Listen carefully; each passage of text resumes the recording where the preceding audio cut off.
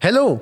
Avant le podcast, je vais juste vous parler d'une coopérative de personnes dont je suis moyennement proche, mais que j'aime beaucoup. Parce que, tu sais, des fois, tu apprécies vraiment quelqu'un, mais tu ne vois pas assez pour que tu sois leurs amis. Fait que c'est juste des connaissances que tu aimes beaucoup. Fait que bref, c'est ça.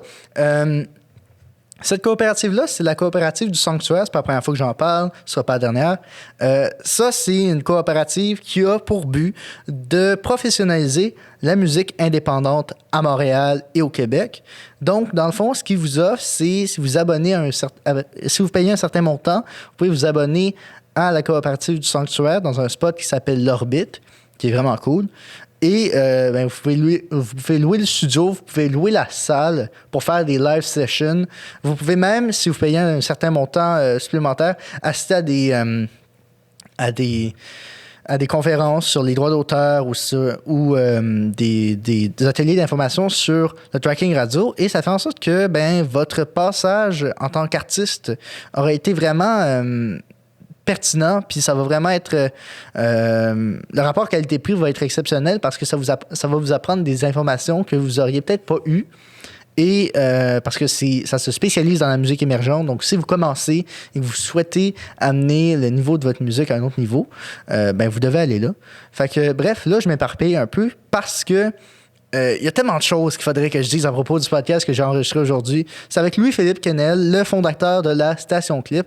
Station Clip, c'est quoi? C'est une école de Ableton Live. Ableton Live, c'est un logiciel qui vous permet d'enregistrer, de faire de la production, les 4 étapes de la production d'une musique.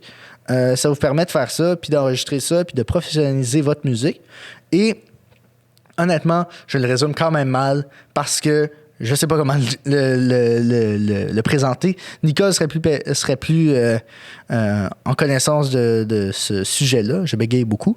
Et bref, on a parlé de ça. On a parlé aussi du fait qu'il est enseignant au cégep, puis comment ça se passe enseigner à distance la musique au cégep. Et on a finalement parlé d'un sujet qui m'a vraiment intéressé, puis je m'attendais pas à ce qu'on rentre là-dedans.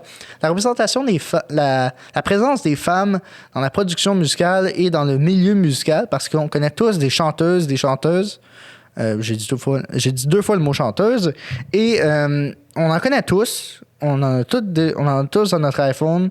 Et pourtant, c'est 2,7% de la production musicale au monde qui est faite par une femme.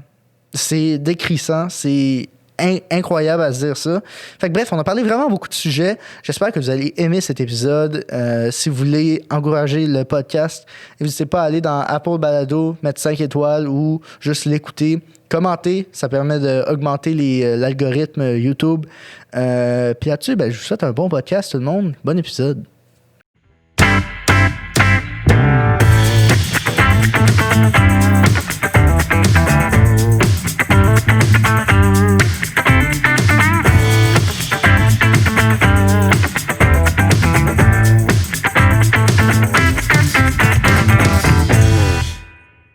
Fait que bref, Jay, lui, il embarque pas trop dans les débats parce que vraiment, la plupart de la job de débat de société est vraiment fait par les réseaux sociaux. Ils prennent des extraits, ils loupent ça. Ça s'auto. Ils disent ça, c'est de la masculinité toxique. Ce genre de paroles-là, comme dans l'heure de vérité, il expliquait, Charles, au lieu de s'excuser, il a dit « Je suis désolé que tu te sois senti comme ça ». Donc là, ça veut dire qu'il n'est pas vraiment désolé de ce qu'il dit. Et donc, il n'est pas vraiment désolé. C'est juste qu'il se sent mal parce que toi, tu te sens mal à cause de ça. Ouais. Fait que c'est vraiment les réseaux sociaux. Ce serait le fun que Jay embarque. Puis, je pense que c'est ce qui risque d'arriver dans les prochaines saisons. La production risque de dire, en ce moment, il y a comme des débats par rapport à telle situation. On te perçoit comme un anti-féministe. Pourrais-tu juste essayer de présenter des excuses pour éviter de t'attirer des problèmes, parce que ça, le problème, c'est que quand tu sors d'Occupation Double, il y a beaucoup de monde qui se font bâcher dessus. Oui. Oui, ça les suit, là, après. Là. C'est difficile, j'imagine, de s'enlever l'étiquette. Ça prend beaucoup de temps. Puis même encore là, je veux dire, les 2 personnes qui ont fondé le studio, c'est PH, un ancien candidat d'Occupation Double, puis Doom, son meilleur ami. OK. Puis PH, encore à ce jour, je pense qu'il y a encore du monde qui le reconnaissent pour Occupation Double. OK. Puis, je veux dire, il y a comme 150 000 abonnés sur Instagram. Donc, Occupation Double a contribué à ça. Ouais. Puis c'est grâce à ça que le podcast a pris vraiment beaucoup d'ampleur avec leur podcast du Sans Filtre. Mais si c'est clair que lui, il a été chanceux parce qu'il a été démontré comme quelqu'un de plus sage, plus intellectuel, il n'a pas eu l'air d'un effronté. OK, il y a du monde qui se retiennent pas quand ils parlent, puis ça peut leur donner des images d'imbéciles. Ben, surtout avec les montages, comme on disait. Ouais. Puis, ils doivent les mettre dans des situations aussi pour créer des phrases, des situations. Ben évidemment, il y a du staging en arrière de ça, puis ça doit être... Ben oui. Ouais.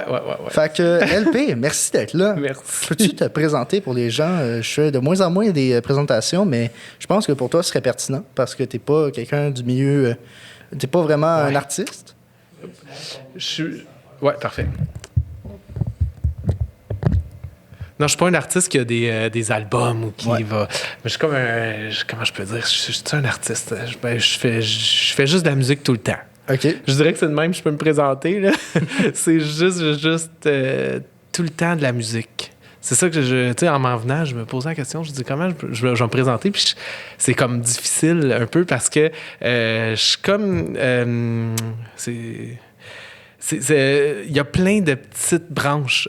Puis on dirait que chaque branche d'un arbre, tu sais, il y a des petites branches qui poussent dans chaque branche. Puis on dirait que c'est ça qui se passe, là. Mais le tronc de l'arbre, c'est de la musique. OK. Fait que ça fait que j'ai une école de production musicale qui s'appelle Station Clip, que j'ai démarré cet été. Donc, je suis enseignant certifié Ableton. J'enseigne aussi au cégep à Sainte-Thérèse en musique. Fait que ça, c'est déjà beaucoup d'enseignement, mais aussi, ça fait au moins 15 ans que je suis compositeur sur mesure pour des publicités, pour des trucs à la télé ou vraiment là, comme selon ce que les gens veulent, ben moi, je vais prendre mes connaissances, prendre mes outils, puis leur faire exactement ce qu'ils veulent entendre. Ça, c'était mon rêve depuis que j'étais petit. Vraiment, là.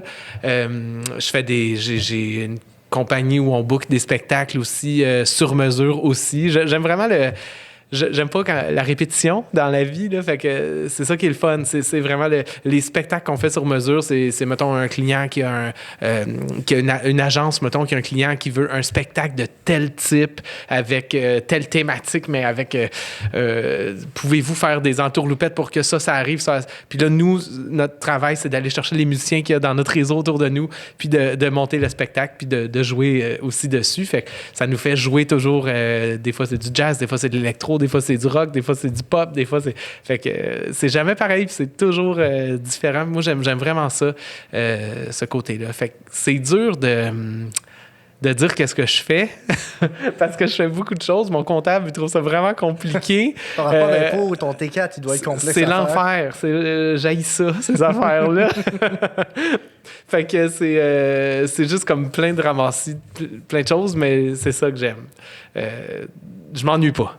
OK. Ouais. Il y a tellement de façons qu'on pourrait commencer ça. Je le sais, je m'excuse. Je suis désolé. C'est merveilleux. Tu me donnes comme plein de possibilités. Ben, on va commencer. C'est quoi qui t'a attiré vers l'enseignement? Parce que tu as enseigné beaucoup, tu enseignes beaucoup la musique. C'est quoi qui t'a attiré vers l'enseignement? Ben, l'enseignement, c'est plus récent ou que ça prend de plus en plus de place là, présentement dans ma vie. Puis une chance parce que je suis pas sûr que j'aurais été... tu sais, enseigner, c'est comme une responsabilité aussi, là. Puis je pense pas encore être rendu à... je veux dire... J'apprends tellement. Il y a tellement de choses que je sais pas, dont je me rends compte à chaque jour. Je suis comme, mon Dieu, faudrait que je sache ça, faudrait que j'apprenne plus de ça. L'harmonie, là, j'écoute Jacob Collier parler d'harmonie, puis là, je veux tout comprendre qu'est-ce qu'il dit, puis là, je suis comme, mon Dieu, ça n'a pas de bon sens. Pourquoi je pense pas tout le temps comme ça, au moins un peu? Puis après ça, j'ai des personnes autour de moi qui font de la programmation Max for Life, puis là, je dis, mon Dieu, il faut que j'apprenne ça. Fait que, bon, mettons que tant mieux si j'ai pas commencé à enseigner il y a 10 ans. Puis, tant mieux si là, je commence à enseigner de plus en plus. Fait que tu dis, ça fait longtemps que tu enseignes, mais ça fait peut-être, je dirais, tu sais, au cégep à Sainte-Thérèse, ça fait peut-être plus que 10 ans là, que j'enseigne en musique, mais c'était tout le temps, tu sais, quand tu es un nouveau prof au cégep, là, il y a comme l'ancienneté est bien importante. Je ne vais pas rentrer dans les détails, là, mais plus ça va, là, plus j'ai de la place, puis le timing est bon, je te dirais, c'est le fun. Ah ouais? Comment ça, le timing est bon?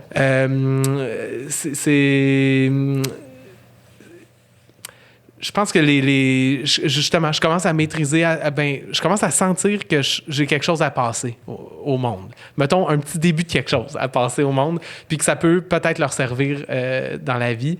Puis je pense que je prends beaucoup ça à cœur. Enseigner au cégep, là, c'est... mettons ce qu'ils vivent présentement là, avec la pandémie, puis tout ça, je vois que c'est pas facile, mais je me rends compte, en fait, j'apprends sur moi que j'adore ça enseigner, puis que c'est vraiment une passion. Puis c'est ça, que c'est important... de faire en sorte d'inspirer puis le plus que je peux là, avec ce que j'ai, mais de les motiver puis de leur faire croire en eux. C'est pas juste enseigner de la matière, être un prof. Puis j'essaye, en tout cas, j'essaye du mieux que je peux de leur faire réaliser qu'ils sont capables puis que peut-être que tout le monde a des talents différents, mais que tout le monde est capable, s'il veut, si la personne est capable de bien écouter soi-même, puis ses talents, puis savoir dans quoi sont où ses forces, je pense que c'est là que, si on peut même aller jusque-là dans notre enseignement, écoute-toi, puis va où tu sens que tu es le plus à l'aise, puis surtout où tu as du fun. Bats-toi pas au début là, contre quelque chose qui est peut-être où tu te sens pas bien. Des fois, il faut faire ça. On n'a pas le choix. La vie, c'est comme ça. C'est pas juste un conte de fées tout le temps. Mais en tout cas, ouais, l'enseignement, c'est beaucoup de réflexion par rapport à ça qui arrive à ce moment-ci. Tu me demandais pourquoi là, c'est un bon timing. Ouais. Puis peut-être que je ne l'aurais pas vu de la même façon il y a peut-être 10 ans. Mm-hmm. Fait que, ouais, je me rends compte peut-être de la responsabilité qui vient avec ça. Puis ouais. Ben, tu m'as l'air comme la partie plus standard de l'enseignement. J'ai l'impression que ce qui te plaît vraiment, c'est la partie extra. Ouais. Ce que tu peux faire. Est-ce que je me trompe? Ben, les projets qu'on peut faire avec les étudiants puis les étudiantes, puis vraiment voir quand on réussit à atteindre un résultat ensemble. Puis moi, je trouve qu'il n'y a rien de plus émouvant que ça. Puis je pense que c'est important d'être ému par ce qu'on fait dans la vie aussi, là, de sentir le monde travaille avec moi, que ça soit en studio, ça me prend des frissons. C'est vraiment ça, tout le temps, peu importe dans quoi. Puis avec les étudiants, c'est sûr que je m'arrange pour en avoir des frissons. C'est ça qui est le fun. Fait que, mettons de façon égoïste, oui, tout ce qu'il y a autour, c'est bien plus fun que la matière qui nous permet d'arriver à quelque chose qui est beaucoup plus grand que la matière. T'sais. Fait que c'est ça que j'essaie d'aller chercher avec les étudiants en équipe. C'est un travail d'équipe, hein? OK. Puis ça se passe comment, enseigner la musique à distance? Je sais que tu as un peu effleuré le sujet, mais c'est comment? Hey, on a vraiment développé nos habiletés à faire ça cette année. Je te dirais, là, on pensait pas. Hein, tout était... j'ai lancé mon école, Station Clip. Là, je suis comme, parfait, on va faire des cours. J'ai monté ma classe, j'ai construit mes bureaux. Tout est fermé. Là, j'arrive au cégep. Ah oui, j'arrive au cégep. Cette session-ci, j'ai 3 bandes là, au cégep, puis on s'est pas vu. Qu'est-ce que tu veux dire, t'as 3 bandes? Au cégep, ils créent des groupes de musique. Okay. Mettons, ils vont prendre un ou une bassiste, là, quelqu'un qui chante, quelqu'un qui joue de la guitare, quelqu'un qui joue de la batterie. Ils les mettent ensemble, puis on monte des chansons. Okay. Ça, c'est plus traditionnel. Mais tu sais, il y en a qui ont, à cet âge-là, évidemment, qui n'ont jamais eu de groupe de musique. Fait que c'est le fun d'avoir cette expérience-là, de monter des tunes. Mais là, j'en avais 3 cette session-ci, et puis c'est la pandémie. Fait que j'ai eu 3 bandes que j'ai pas vues du tout de la session. Mais moi, j'ai décidé qu'on allait, avec eux, là, on a décidé qu'on allait chacun chez soi s'enregistrer chez... Tu sais, je leur envoyais des partitions, on décidait de pièces ensemble, puis eux, on parlait de chaque part, là, de chaque instrument. Puis bon, vous êtes prêts? OK, si vous avez des questions, let's go. Mais sinon, enregistrez-vous. On partageait des projets GarageBand sur iPad, là, puis je mixais ça dans Logic avec eux pendant les cours, puis on en discutait. Puis on a eu 4-5 tunes par groupe à peu près d'enregistrer. On s'est fait des vidéos à la fin, puis... Non, ça a été une autre expérience. Puis je pense qu'ils ont appris d'autres choses, mais ça se fait. Il y a toujours moyen. Là. Côté enseignement à distance, ça a été un bon défi, je te dirais. Mais par rapport, mettons, à l'enseignement plus traditionnel, mettons, avec Ableton Live, ça, on en parlera peut-être plus tard. Là. Ouais. Mais avec la Station Clip, ça a été une grosse décision à prendre de dire on ferme l'école, la Station Clip, puis on commence à donner des cours à distance avec ça là, pour Ableton Live, parce que le trip, c'est d'avoir la classe puis d'être une école de production musicale vraiment physique, là, tu sais. Fait que ça a été un petit... je l'ai avalé de travers un petit peu, mais en même temps, je voulais pas prendre de chance. Puis, surprenamment, ça va super bien.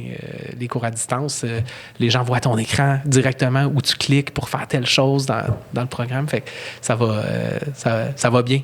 All right. Ouais. Puis, c'est comment établir une relation avec des étudiants que tu n'as peut-être jamais rencontrés à travers un cours à distance? C'est vraiment... faut prendre un moment. Je pense que quand tu es en personne, tu peux sentir une vibe, tu sais, vraiment, s'il y a quelque chose qui va pas, s'il y a quelque chose qui n'est pas compris, ou juste général aussi, du mood de la classe. Mais à distance, moi, je me suis vraiment efforcé avant chaque cours de leur demander comment ça va. Est-ce que, premièrement, dans le cours, ça va bien? Est-ce que vous suivez? Est-ce que vous avez des questions? Mais aussi, comment ça va? Point. T'sais? Puis ça... Juste poser cette question-là, là, ce petit 5 minutes-là que je pouvais prendre au début d'un cours, mettons, de 2 périodes, d'à peu près 2 heures, là, juste ce petit 5 minutes-là, là, ça pouvait faire ressortir des choses vraiment intéressantes. Puis si j'avais pas posé ces questions-là, j'aurais peut-être pas pu être au fait de leur état d'âme. Puis je pense que ça leur faisait du bien aussi. Là. Je dis ça leur faisait parce qu'il reste juste une semaine à la session. Là. On est vraiment en fin de session, mais... J'approuve. Ouais, c'est ça. Je témoigne. Tu le vis? Oui. Oui. Fait que, tu sais, ça leur faisait du bien juste que je leur pose la question puis qu'ils puissent me parler. Puis c'était pas juste qu'on se parle, c'était aussi...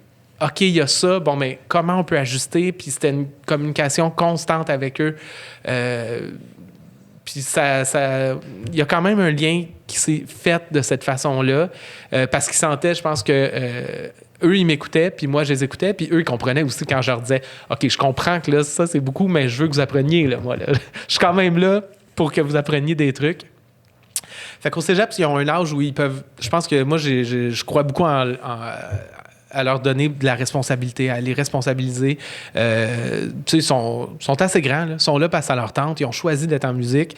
Puis s'ils viennent pas, puis ça leur tente pas d'être là, puis s'ils veulent pas faire leur devoir, ben ils savent qu'ils n'auront pas de points. Tu sais, puis c'est leur problème. Tu sais, à un moment donné, je pense qu'ils sont capables de... Tu sais, je suis toujours là pour les écouter, je suis là pour discuter, je suis là pour qu'on s'arrange, mais ils sont rendus à un âge où tu peux leur parler comme un adulte, là, puis c'est le fun, ça. J'aime vraiment ça, cette relation-là qu'on bâtit ensemble. Ça a fonctionné quand même. Je le sens que je me suis... Mettons, par rapport au début de la session, puis à la fin, même si c'est en distance, là, je me sens proche d'eux autres quand même. Fait que c'est surprenant. J'aurais pas pensé dire ça. Ouais, ben, si je peux, une petite expérience personnelle. Ouais. J'ai fini mon cours de finance à l'avance. Notre cours finissait, j'étudiais en marketing. Puis, quoique j'aurais bien aimé étudier en musique à Sainte-Thérèse, mais j'habite à Longueuil, donc c'est loin. Ouais. Mais je témoigne, j'anime un autre podcast à Sainte-Thérèse, ça me prend 1 heure de route. Ah, c'est vrai? Ouais. Le podcast de mon ami, justement, Oli Page, c'est à Sainte-Thérèse. Ah, OK. Mais bref, fait moi, j'ai fini mon cours de finance d'avance. Ma prof, elle avait, comme on se parlait une fois de temps en temps, elle a tellement aimé elle s'est tellement attachée que à la fin de la session, je sais pas si elle a fait ça pour tout le monde, mais moi, elle m'a appelé, puis elle m'a dit que ça lui avait fait plaisir de m'avoir comme étudiant. Wow. Elle m'avait demandé, je suis allé à quel secondaire? J'avais dit, je suis allé à Notre-Dame-de-Lourdes. Elle m'a dit, OK, c'est pour ça. Tous les élèves que j'ai eus de ce secondaire-là étaient super sympathiques, attentifs, attentionnés, très humains. Puis c'était vraiment touchant parce que j'ai jamais eu une ouverture comme ça venant d'un prof. Puis j'ai l'impression que, étonnamment, la pandémie fait en sorte que les professeurs montrent un côté plus... Ben, là, je sais pas que ça s'applique pour toi, mais je dis dans le cas de mon professeur, il montre un côté plus sensible, plus humain. Ouais. Puis, je me demande, toi, j'imagine que ça n'a pas toujours été comme ça l'est maintenant, mais comment tu as géré OK, on a une connexion humaine et je leur apprends des choses. Le côté, je m'entends bien avec eux, mais je dois décider de s'ils passent ou non. Oui. Ben, premièrement, je veux juste dire que ça me touche beaucoup d'entendre qu'est-ce que ta prof elle a fait. Là. Je trouve ça... vraiment, là, je suis comme super sensible par rapport à ces choses-là présentement. Avec Moi, c'est super beau. J'étais un peu ému quand elle m'a dit ça. Ah oui. Puis c'est super beau. Je reviens encore là-dessus. Je sais pas combien de fois j'ai eu comme des boules d'émotions par rapport à des situations ou à des conversations ou justement avec des étudiants qui m'ont confié des choses. Tu sais, c'est vraiment... mais là, là arrive ta question. Il y a quand même une ligne... Mais tu peux continuer à parler de comment tu sens et il n'y a pas besoin de répondre à la question tout de suite. Non, mais c'est comme tu veux. C'est vraiment ça. Mais je voulais juste dire à quel point on est comme plus sensible par rapport à ces choses-là. Tu as raison. Tu sais, je le sens moi aussi. Là, c'est comme, je sais pas si on essaie de compenser. Je sais pas, faudrait voir peut-être avec des psychologues spécialistes pour voir qu'est-ce qui se passe dans notre tête. Mais peut-être qu'on essaie de compenser, mais si compenser, on essaierait d'être comme on serait naturellement, mais jamais une professeure s'est ouverte à moi sur comment elle se sentait. Jamais. Puis je trouve ça dommage parce que moi, en vieillissant, j'avais hâte de vieillir quand j'étais petit. Je voulais vraiment être un adulte. Puis... je sais que ça fait vraiment pas l'unanimité. Il y a du monde qui voulait rester enfant toute leur vie. Moi, je voulais être un adulte toute ma vie. Ah, c'est parfait. Puis, genre, je me disais, en vieillissant, quand je vais être à l'école, mon professeur et moi, on va se traiter d'égal à égal. Et cette sensation-là, je l'ai pas eue avant le début de la pandémie. C'est ça. Mais c'est... En tout cas, j'essaie d'instaurer ça aussi dans ma psychologie quand je te dis qu'on discute puis tout ça. Je pense que c'est important. Tout le monde est important, autant. Je veux dire, je suis pas plus important que personne. Puis c'est pas parce que j'ai un titre de prof, c'est juste parce que ça donne que, bon, il y a du monde qui a jugé que moi, je pouvais peut-être apprendre des choses. Puis il y a un système dans lequel on fonctionne où, ben, ça prend des diplômes puis il faut mettre des notes. Fait que, ben, présentement, moi, j'ai le rôle où je suis la personne qui va te donner une note. Mais ça fait pas que je suis plus important que toi. Tu sais, c'est égal.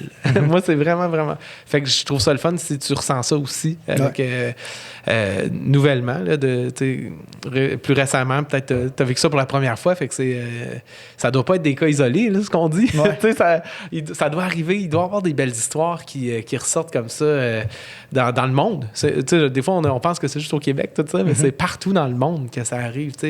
Il s'écrit des belles choses, je pense, malgré tout. Fait que, tu sais, ouais. Mais la ligne. Oui.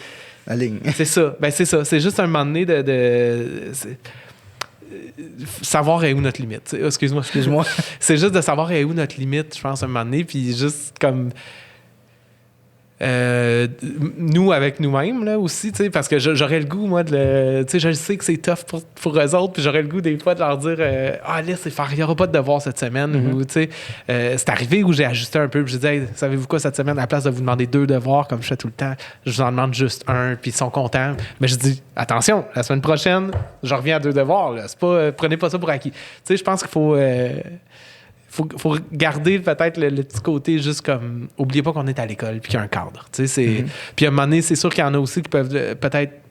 C'est humain là, de dire « Ah, mais s'ils voient que je suis discutable, peut-être qu'ils vont essayer de négocier un peu trop loin. » Puis là, c'est arrivé récemment où j'ai fait « Ah, là, non, par exemple. Je veux que vous alliez jusque-là dans le travail, mettons dans l'examen qu'on passait aujourd'hui d'ailleurs. » il y en a qui s'essayaient, ouais, mais là, peut-être qu'on pourrait. Là, je non, là, c'est non.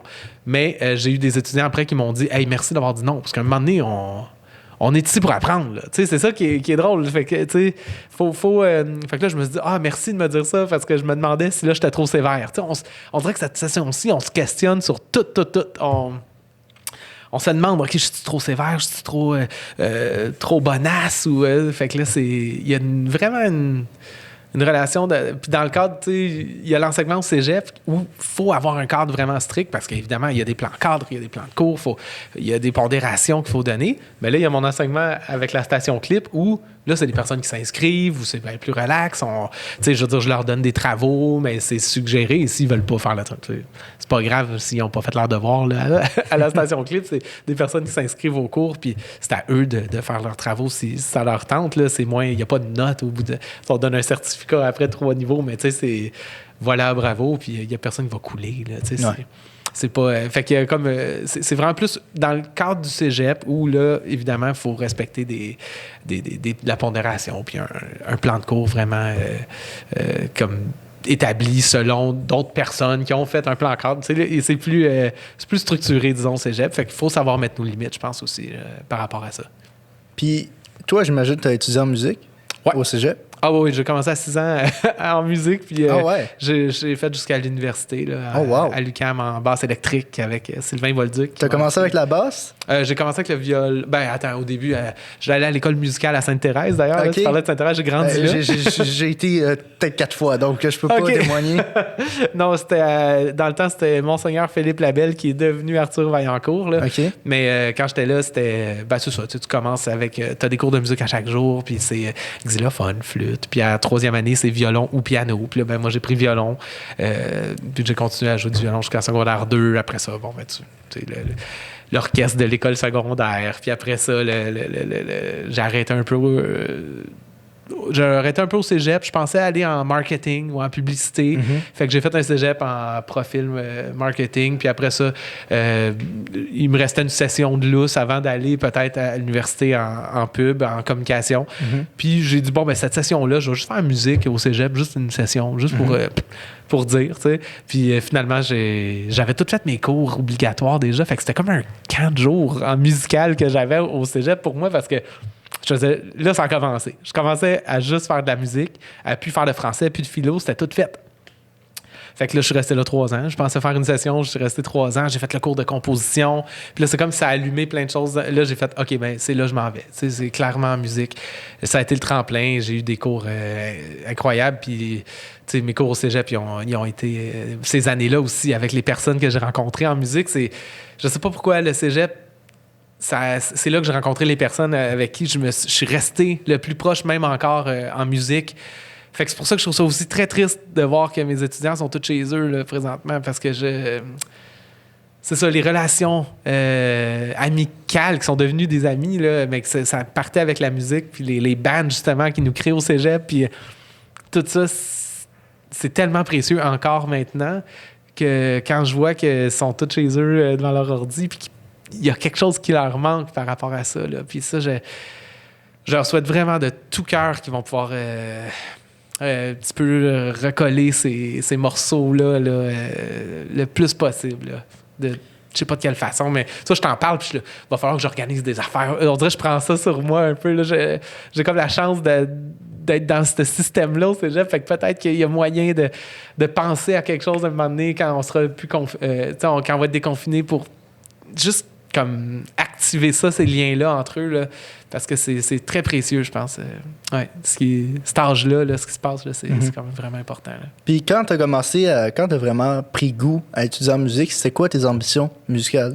Ben, comme je t'ai dit, quand j'étais petit, vu que j'allais à l'école musicale, ma mère m'avait amené, je veux dire, un moment donné voir un compositeur de musique dans le Vieux-Port. Je devais avoir 9-10 ans, là, à peu près. Puis... lui, il nous avait montré comment il avait fait une publicité, puis il avait démonté une chanson, puis il nous a vraiment montré chaque piste. Pour moi, c'était, je veux dire, je jouais du violon dans un orchestre. Là, je pensais pas qu'un ordinateur pouvait enregistrer différentes pistes. Pour moi, je sais que là, ça a l'air très simple, mais je sais pas, là, il y a 30 ans, c'était bizarre, là, ça. Là, ouais, puis, c'est comme une autre anecdote personnelle. Moi, je suis un peu plus jeune que toi, puis j'ai grandi mettons, je sais pas pourquoi, mais je tombais sur des sites qui me permettaient de faire... Ils me donnaient comme plein de clips, puis je me mettais à faire du montage.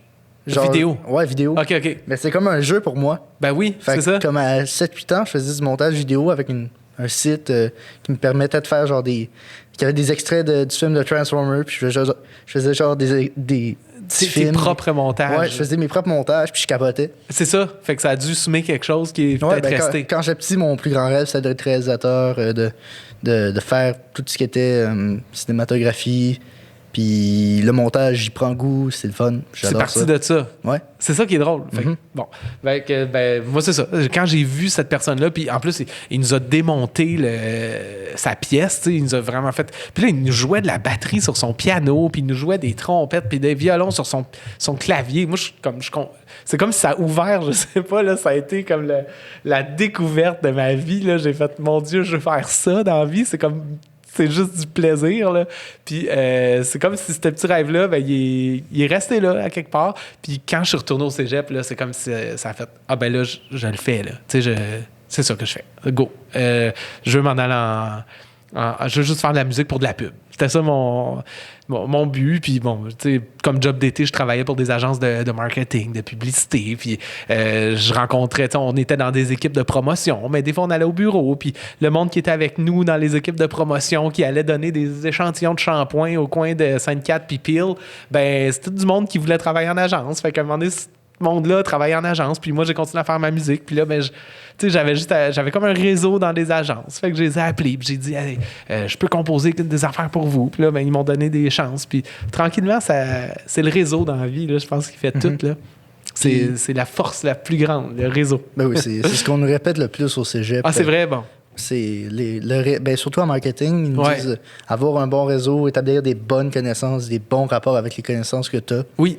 C'est crucial pour avoir une relation de confiance qui permet de pas d'en abuser, mais mais que ça te serve. Servir, ouais. Ben c'est ça là. Puis tu sais, je veux dire, même nous, je dirais. Si j'ai besoin de quelqu'un dans un band ou quelqu'un pour composer, mettons que j'ai pas le temps pour un contrat, puis je réfère quelqu'un, ben je vais pas prendre quelqu'un que je connais pas. Ouais. C'est bizarre. Faudrait vraiment que ce soit quelqu'un peut-être qui connaît quelqu'un, puis là, ben, je vais y parler, puis on va évaluer ensemble. Mais on dirait que c'est sûr, c'est normal que le réseau, ça soit si important. Fait que souvent, les étudiants me demandent, bon, là, comment je fais là, pour être compositeur? Mais je dis, tiens-toi avec du monde, puis va voir.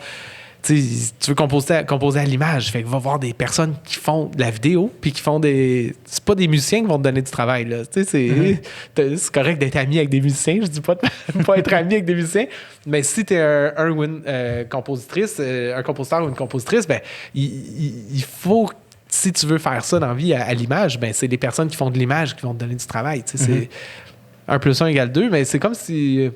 je sais pas, des fois, quand c'est dur de se partir aussi un réseau à partir de zéro. Réseau, zéro, c'est ça se mélangeant. Ça se fait, le podcast, c'est le meilleur exemple pour... j'avais pas vraiment de connaissances dans le milieu musical. Je connaissais une personne que j'avais rencontrée à l'après-balle, donc clairement, les chances que je me rappelle très clairement de lui était mince. Oui, c'est ça. Donc, ça part pas sur des bases super solides. Là. Ouais.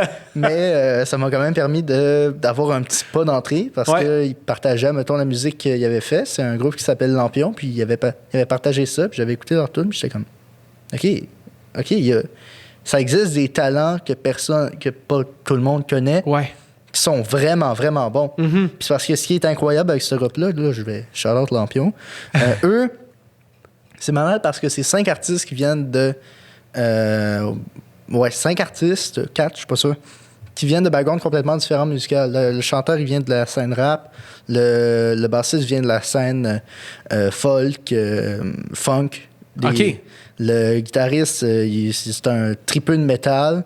Le batteur, il fait du jazz. C'est malade. Puis ils ont décidé de merger ça.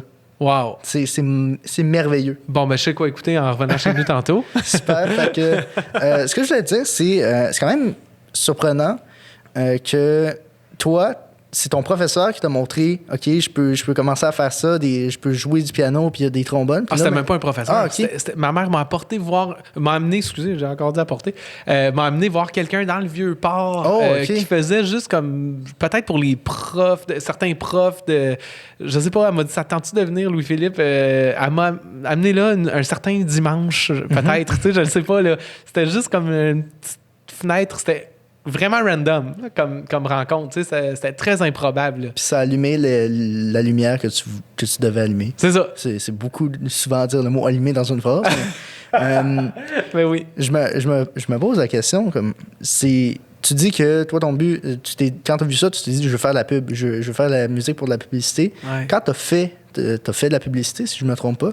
Oui, j'en ai. La musique quand tu as fait ça pour la première fois, c'était quoi le sentiment que tu avais? Ah, c'était...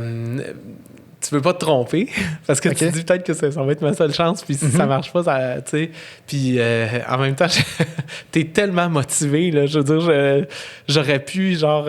s'il avait fallu que j'aille chercher un instrument de musique à course à 10 km, comme je serais allé le chercher, j'étais comme...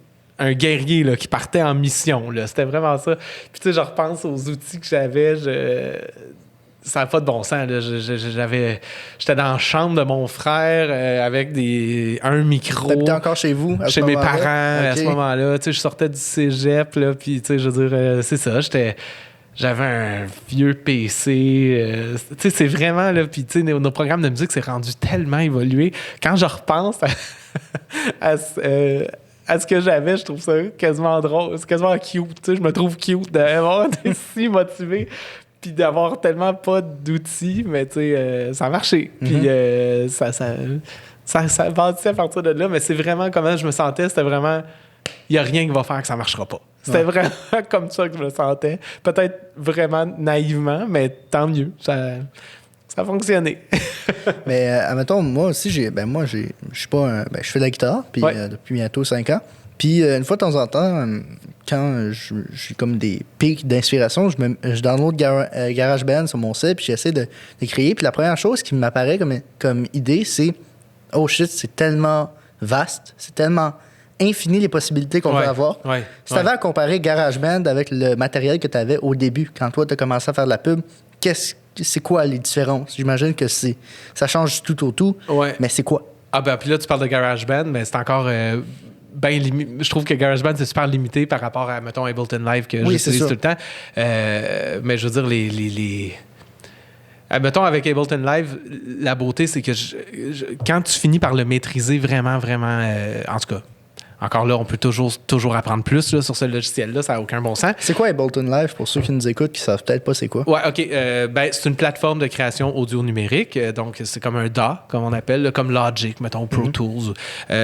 Puis, Ableton Live, c'est un logiciel pour enregistrer pour enregistrer de la musique, pour enregistrer du MIDI ou audio. Puis, avec lequel on peut même contrôler finalement des robots ou de la lumière à un moment donné. Là, ça peut aller très, très loin, mais c'est vraiment une plateforme complète avec tous les outils qu'il faut pour pouvoir produire de la musique. Super. Ouais. Donc, tu disais, quand tu es rendu à un point où est-ce que tu maîtrises Ableton Live, tu avais commencé à aborder un point? C'est juste, tu me demandais, mettons, au début, ce que j'avais par rapport à maintenant, c'est que maintenant, c'est ça, quand tu finis par bien maîtriser le logiciel, c'est que tu penses à quelque chose, puis tu peux le faire maintenant. C'est ça qui est beau avec ce logiciel-là aussi, c'est la malléabilité qu'il y a, sa flexibilité. On dirait qu'il n'y a pas de limite. Puis ça peut faire peur des fois, quasiment quand tu arrives devant... tu sais, tantôt tu disais j'ouvre GarageBand, puis je vois qu'il y a tellement de possibilités. Puis ça, moi, des fois, ça peut quasiment... Si je pars de zéro, puis que j'ai pas de contraintes, là, je viens complètement... par où je commence? Tu sais, je commence avec un sample ou que tu sois perdu ou soit tu passes dans un trip puis tu fais quelque chose qui est tellement layers que c'est quasiment pas écoutable. Oui, ben c'est ça. Il faut faire attention aussi. Il faut que ça... c'est ça, là. Il y a plein de lois harmoniques et audio qu'il faut peut-être garder en tête, mais pas trop non plus. Aussi, des fois, c'est le fun de pas penser à ces lois-là, ces règles-là d'harmonie et de tout ça. Mais peut-être que c'est ça la différence. C'est qu'au début, quand j'ai commencé à faire ça, ça doit faire 20 ans, là, quand je suis sorti du cégep. Là, je suis vieux. Puis même plus. Mais maintenant, t'es rendu que t'enseignes au cégep. Donc, c'est ça. La boucle est bouclée. Je reste jeune dans mon cœur. Exactement.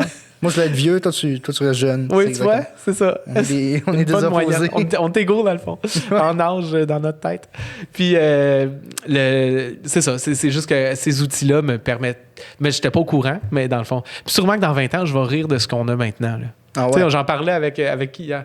J'en parlais avec un ami, puis on se disait, c'était en donnant des cours, justement, pour la station Clip, on se disait, dans 20 ans, ça va être, on va avoir nos casques, puis on va lancer des sons virtuellement en touchant au son, puis en les tordant, ça va faire un effet, puis on va faire des mouvements virtuels avec tu comprends, nos casques de réalité virtuelle, puis peut-être que ça va être ça, là, faire de la musique, même dans 10 ans, pourquoi pas, là, je veux dire, c'est pas si loin, en fait. Mm-hmm. Je suis sûr que ça se fait déjà.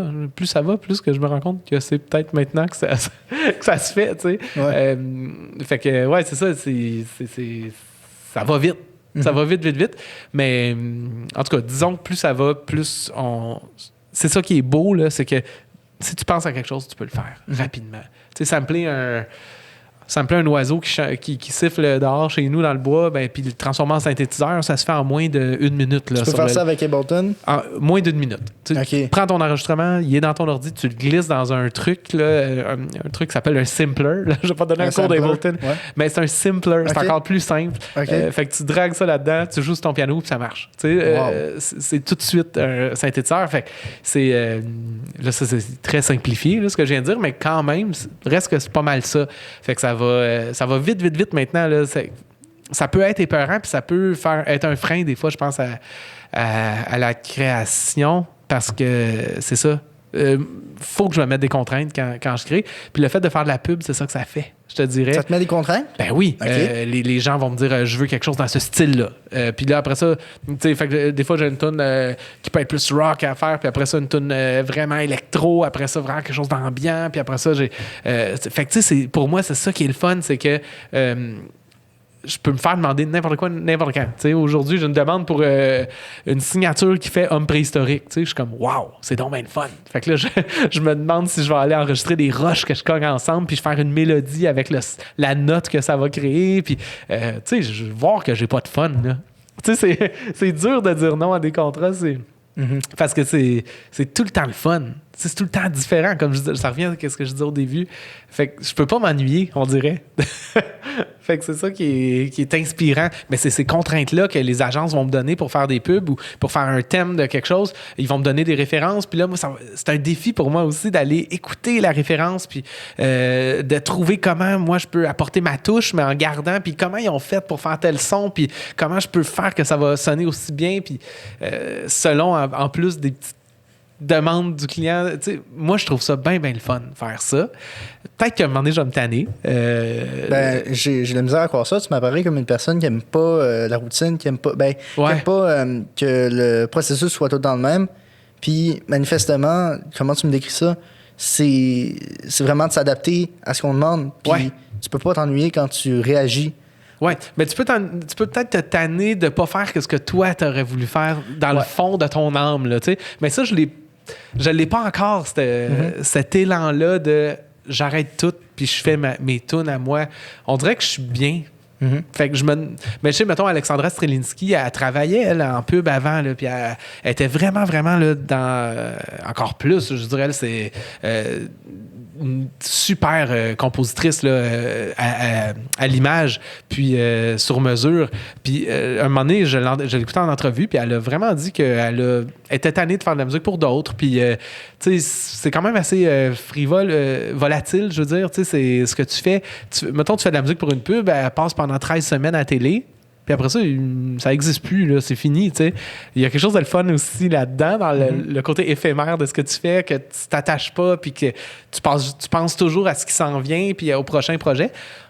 Mais il y a sûrement quelque chose de vraiment fun dans le fait de faire vivre une œuvre, puis de bâtir quelque chose qui va peut-être à un moment donné pouvoir s'empiler, puis que tu vas pouvoir jouer en spectacle, puis peut-être que dans 10 ans, tu vas rejouer cette tune-là en spectacle, puis qu'elle va te dire d'autres choses, tu vas pas la jouer pareil, puis peut-être que tu vas l'entourer de 2 autres tunes que tu vas composer plus tard, mais qui vont compléter. Ça va faire du sens. Tu comprends? Il y a ça, là, que peut-être qu'à un moment donné, je vais l'avoir, cet appel-là, puis je sais pas, c'est là, à quelque part, mais il y a trop de possibilités, on dirait. Ouais. Tu sais, quand je te dis que je me fais demander une tune de rock, après ça, d'ambiance, après ça, quelque chose d'électro, après ça, quelque chose de Daft Punk, puis après ça, quelque chose de... Puis là, t'es comme... OK, mais mettons, si j'avais mon... Puis après ça, un arrangement, je fais des arrangements aussi pour des artistes, fait que là, je fais des arrangements de cordes, fait que là, mais là, je voudrais qu'il y ait des cordes, mettons, je ferais mon projet. Puis là, j'ai pris des cours d'orchestration aussi en ligne à Berkeley. Fait que là, je suis comme, est-ce qu'il faudrait que je mette de l'orchestration si je fais mon projet? Puis là, ben... J'ai joué dans un band de punk rock, moi, pendant 10 ans, dans ma vingtaine. Fait que de cover, tu sais, on faisait la tournée des bars. Fait que là, je suis comme, il faudrait que ça soit rock aussi, tu sais. Fait que là, je suis comme, qu'est-ce que je quand ça dépend de toi, t'as tellement d'influence, tellement de désir de toucher plein de sphères musicales très différentes que ça finit par te... Je suis comme, je laisse faire. À un moment donné, tu sais, c'est mieux quand... Puis je dis pas que je suis bon dans tout ça, là, mais c'est juste que j'aurais le goût de tout faire ça, en tout cas, tu sais. Fait que c'est ça, c'est comme difficile de faire des choix. Fait que là, je suis comme peut-être pas game de mettre des choses de côté. Fait que le fait de me faire demander n'importe quoi comme une musique d'homme préhistorique, ben, tu sais, de 5 secondes, une signature de 5 secondes d'homme préhistorique, je trouve ça débile, moi, ça. Ouais. Fait que pour l'instant, ça reste plus léger, puis ça reste comme ça, tu sais. Puis quand je réalise des tunes pour des artistes, peut-être que là je le sens que en fait, je m'investis beaucoup là-dedans aussi, là, quand je suis avec l'artiste, puis là, c'est complètement différent. On dirait ma façon de penser est complètement différente. J'ai plus de temps aussi.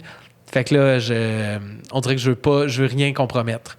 On dirait qu'en pub, des fois, t'as 2 jours pour faire telle affaire. T'sais, puis vite, fais-moi ta tune. OK, parfait, cool.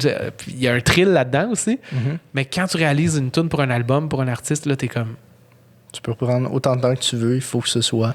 Ben, pour un artiste, admettons, si c'est ton projet personnel, tu peux prendre autant de temps que tu le souhaites. Ouais, c'est ça. Fait que tu peux vraiment aller plus profondément dans l'implication émotive aussi, là.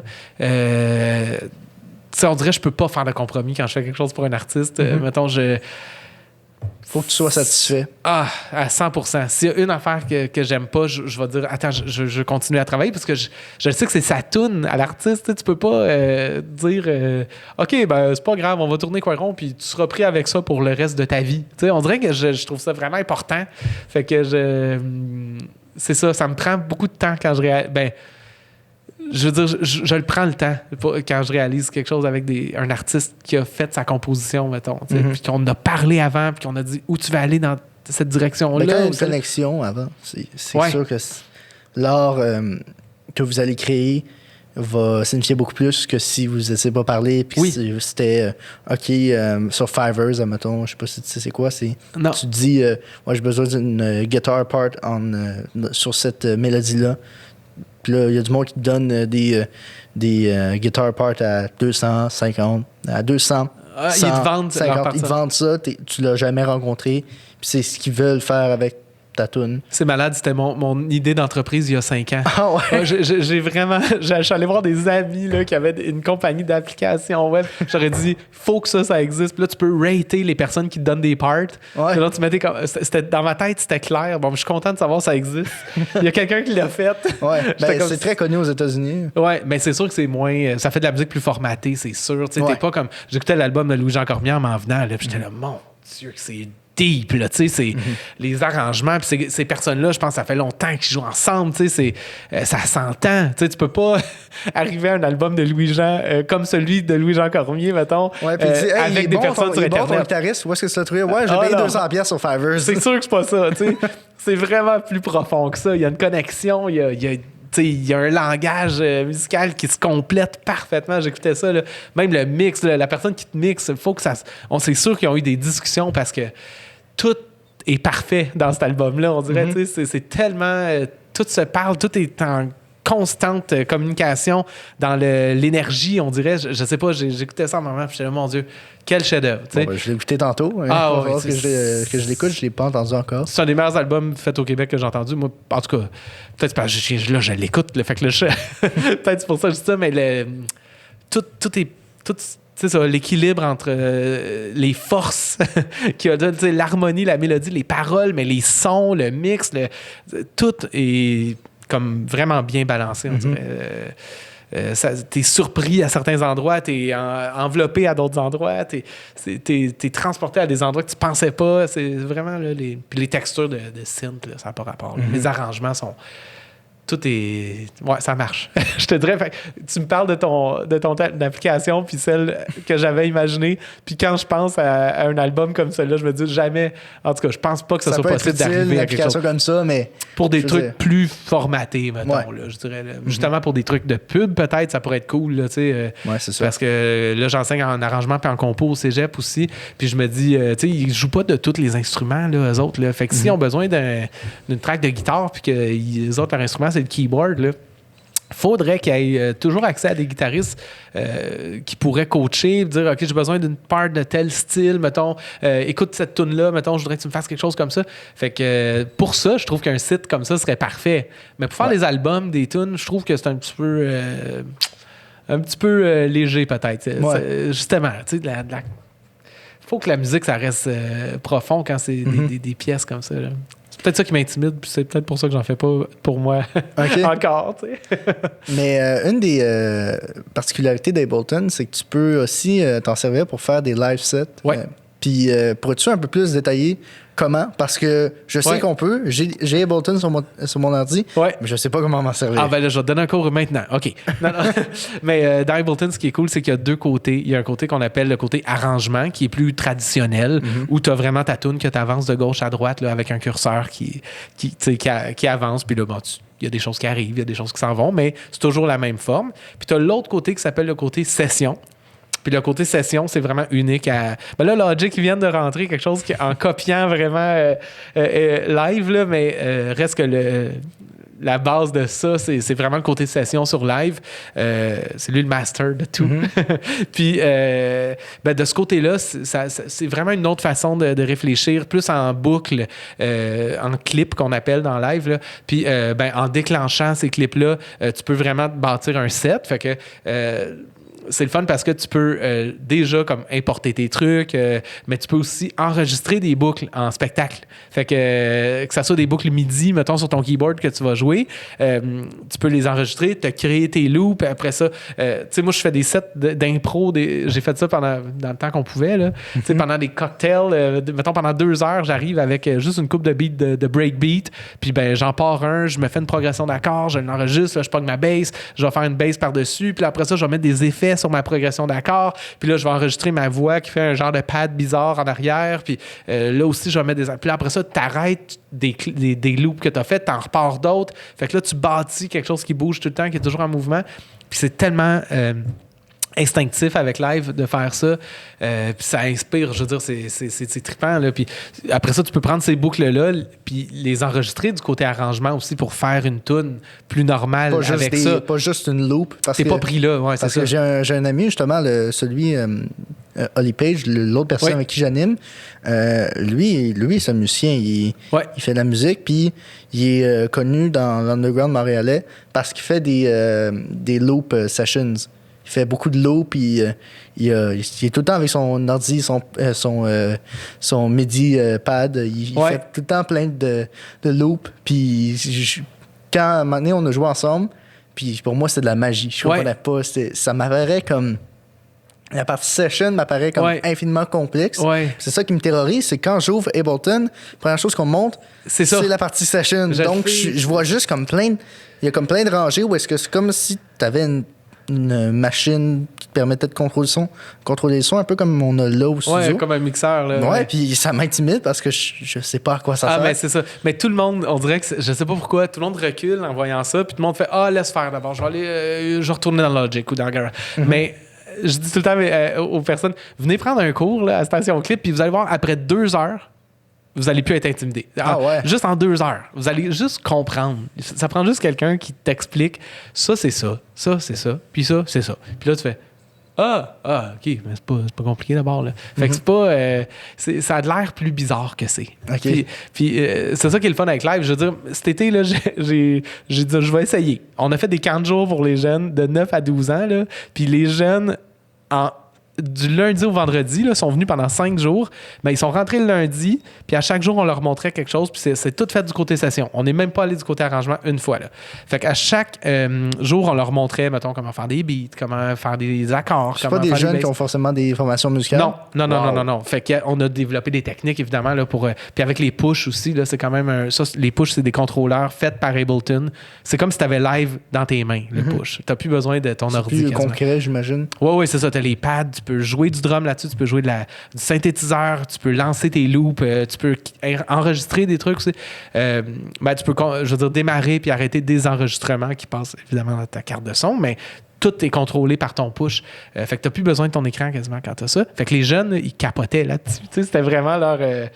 il était comme, là, ils aiment ça pitonner, ils aiment ça, il y a des couleurs, les pads, ils allument, puis tout ça. Mais du lundi au vendredi, en 5 jours, ils composaient leurs pièces avec leurs beats, leurs accords, leurs basses, leurs mélodies. On leur montrait à enregistrer des choses. On allait faire une chasse au son aussi. Je leur montrais que tout peut être un beat, tout peut être un élément d'un beat, tu sais. Fait que j'enregistrais un verre, mettons, je l'enregistrais, je le mettais dans un drum rack dans live, puis là, je jouais du verre, tu sais. Puis là, les autres, comme ça allume des affaires, là, ça ouvre des portes dans leur tête, j'ai l'impression, tu sais. En tout cas, s'il y en a au moins un ou une qui a eu qui a été inspiré par ça, tant mieux. Puis on allait à la chasse au son, puis on collectionnait des sons. Puis là, c'était OK, attention, OK. Puis là, on allait dans la rue, puis on allait dans la ruelle en arrière de la station clip. Puis là, avec une branche qu'on casse. Puis après ça, j'arrive dans la station clip, puis là, je leur fais un drum rack, puis ils font un beat avec qu'est-ce qu'on a enregistré. Fait que là, imagine. Puis au bout de 5 jours, ben ils ont fait leur pièce, ils ont leur clip, ils ont leur loop, puis on a fait des shows live sur Zoom aux parents, puis ils lancent leur loop eux-mêmes, puis ça marchait. Tu sais, je fais comme... Fait que si ça t'intimide, dis-toi qu'il y a des enfants de 9 à 12 ans qui connaissent pas la musique, qui ont compris à faire une tune en 5 jours. OK. Fait que c'est pas si pire. Fait que parlons de Station Clip. Ce désir-là de partir ben, tu peux décrire un peu pour les gens qui ne savent pas, c'est quoi Station Clip? Ben, en tout cas, c'est quoi le but que j'ai avec Station Clip? Parce que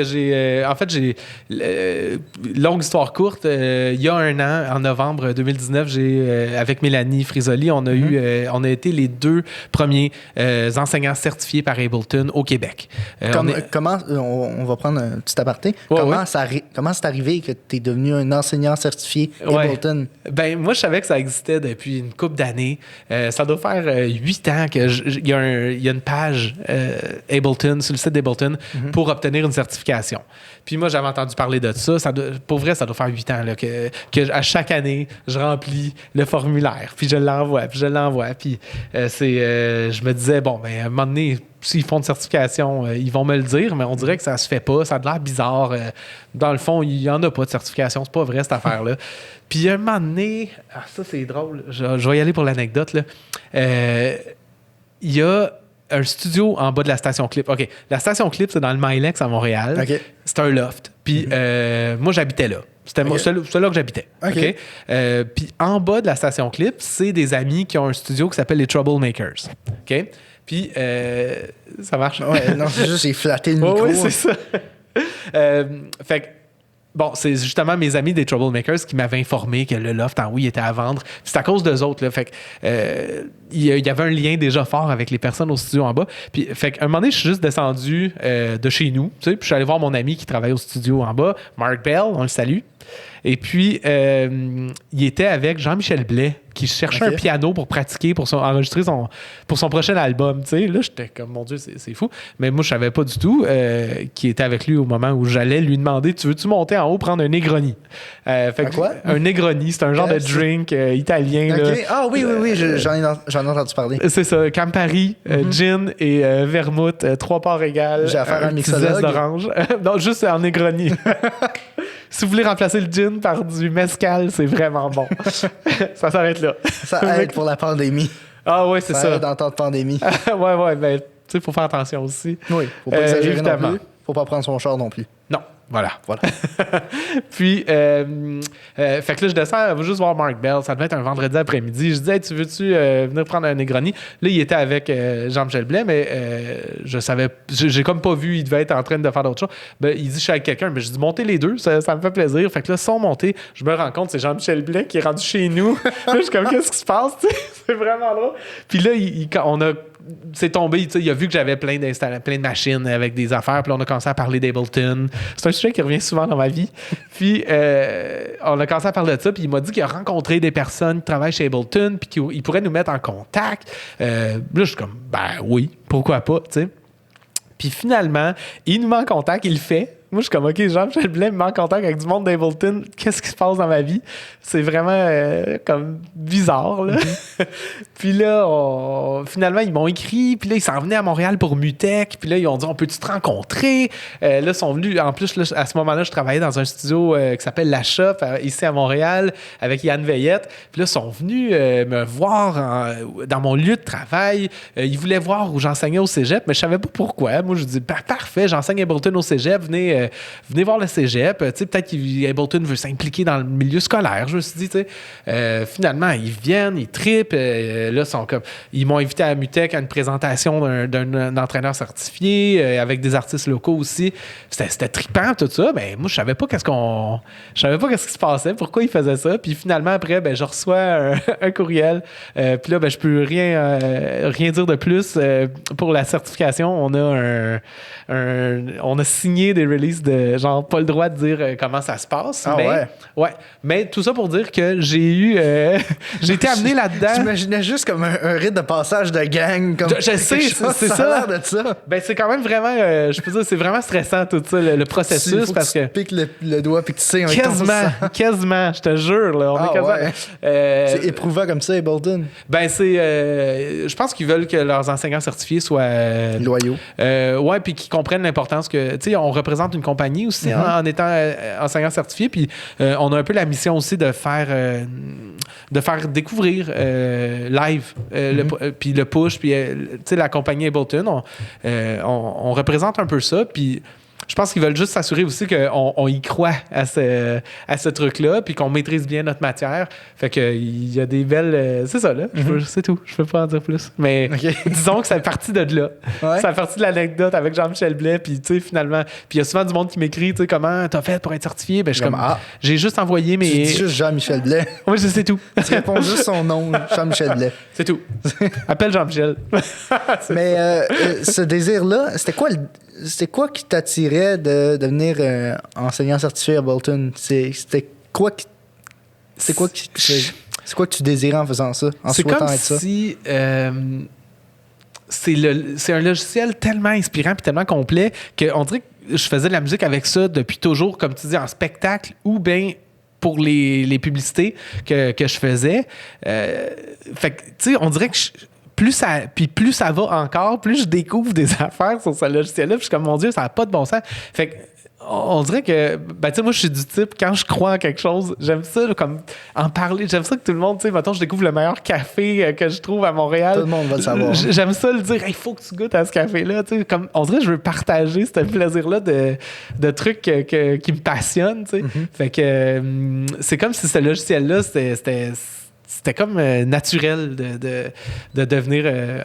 en tout cas, si je pouvais être ambassadeur de ça, tant mieux. Je l'étais déjà.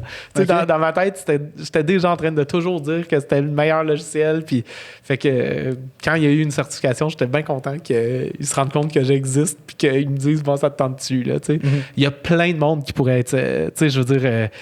tout le monde a sa façon pour être enseignant certifié. Puis... envoyer ce message-là à sa façon aussi. Il n'y a pas une bonne façon.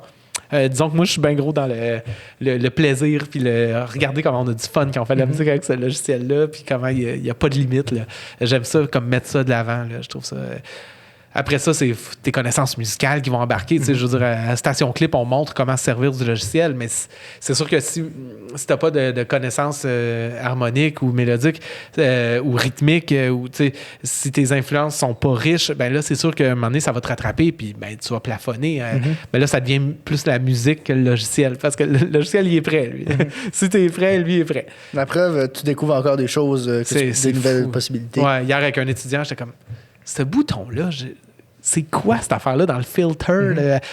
Il y a des trucs dont on sert tout le temps, mais là, juste à côté, il y a un bouton, puis t'es comme, ouais, on va aller voir. Fait que là, on va aller faire nos recherches. Fait que c'est vraiment le fun pour ça, que ça finit jamais. Puis bon, maintenant, il intègre Max for Live aussi, donc ça ouvre une porte vers le monde. Tout le monde peut créer maintenant des devices qui peuvent être incorporés à live grâce à un truc qui s'appelle Max for Live. C'est que nous, maintenant, on peut même... Là, je suis en train d'essayer de l'apprendre, là, à programmer nos propres effets, nos propres instruments, nos propres effets MIDI. Puis il y a même de la vidéo qui peut être contrôlée par ce truc-là. C'est comme... Avec l'intégration de Max à live, là, qui s'appelle maintenant Max for Live, c'est comme... c'est comme si on peut tout faire maintenant avec live. C'est ça que j'allais dire. C'est en train d'atteindre des possibilités infini, mais même si c'était déjà infini, comme là, tu changes de ligue. Tu changes de ligue parce que tout le monde peut. C'est comme open source, un peu cette affaire-là. Il y a plein de monde. Il y a un site qui s'appelle maxforlife.com, puis tu peux aller là-dessus chercher des trucs pour des synths que tu as achetés analogues que tu veux un peu mieux contrôler, plus simple, d'une façon plus simple sur live. Ben, il y a quelqu'un qui a fait une device avec ton synth. Mettons, moi, j'ai des Roland boutique chez nous. Là. Ben là, je suis comme, comment je fais pour aller contrôler le synth? Ça va être compliqué. Bang, quelqu'un a fait une device Max for Live, je la mets dans live, puis j'ai acheté 4$ à la personne, puis c'est réglé. Il y en a plein de gratuites des applications. Puis, tu sais, ça peut. On niaisait là, pendant. Tu sais, avec des amis, à un moment donné, j'étais malade, puis j'étais là, il faudrait que Max for Life puisse me couper mon gingembre pendant que je suis malade. Ben là, quelqu'un disait, ça pourrait, à la limite, parce que tu peux contrôler des robots avec Max for Life. Okay, fait que tu pourrais avoir un couteau qui coupe un gingembre, puis qui te le mette dans un verre d'eau. Si tu. Tu sais, plus tu chantes fort dans un micro, plus ça coupe vite. Tu sais, ça se ferait, ces affaires-là, là, assez facilement. Fait que c'est une voie aussi avec Station Clip que j'aimerais un jour développer, peut-être un genre de volet intégration pour installation interactive avec live. Fait qu'il y aurait de la composition, il y aurait du sound design, mais aussi de l'installation, qu'on soit reconnu peut-être par... il y a tellement d'agences aussi qui poussent présentement pour des installations interactives puis des trucs qui réagissent au mouvement des gens ou à des actions des gens. C'est de plus en plus en vogue là, partout, mais à Montréal, beaucoup. Là.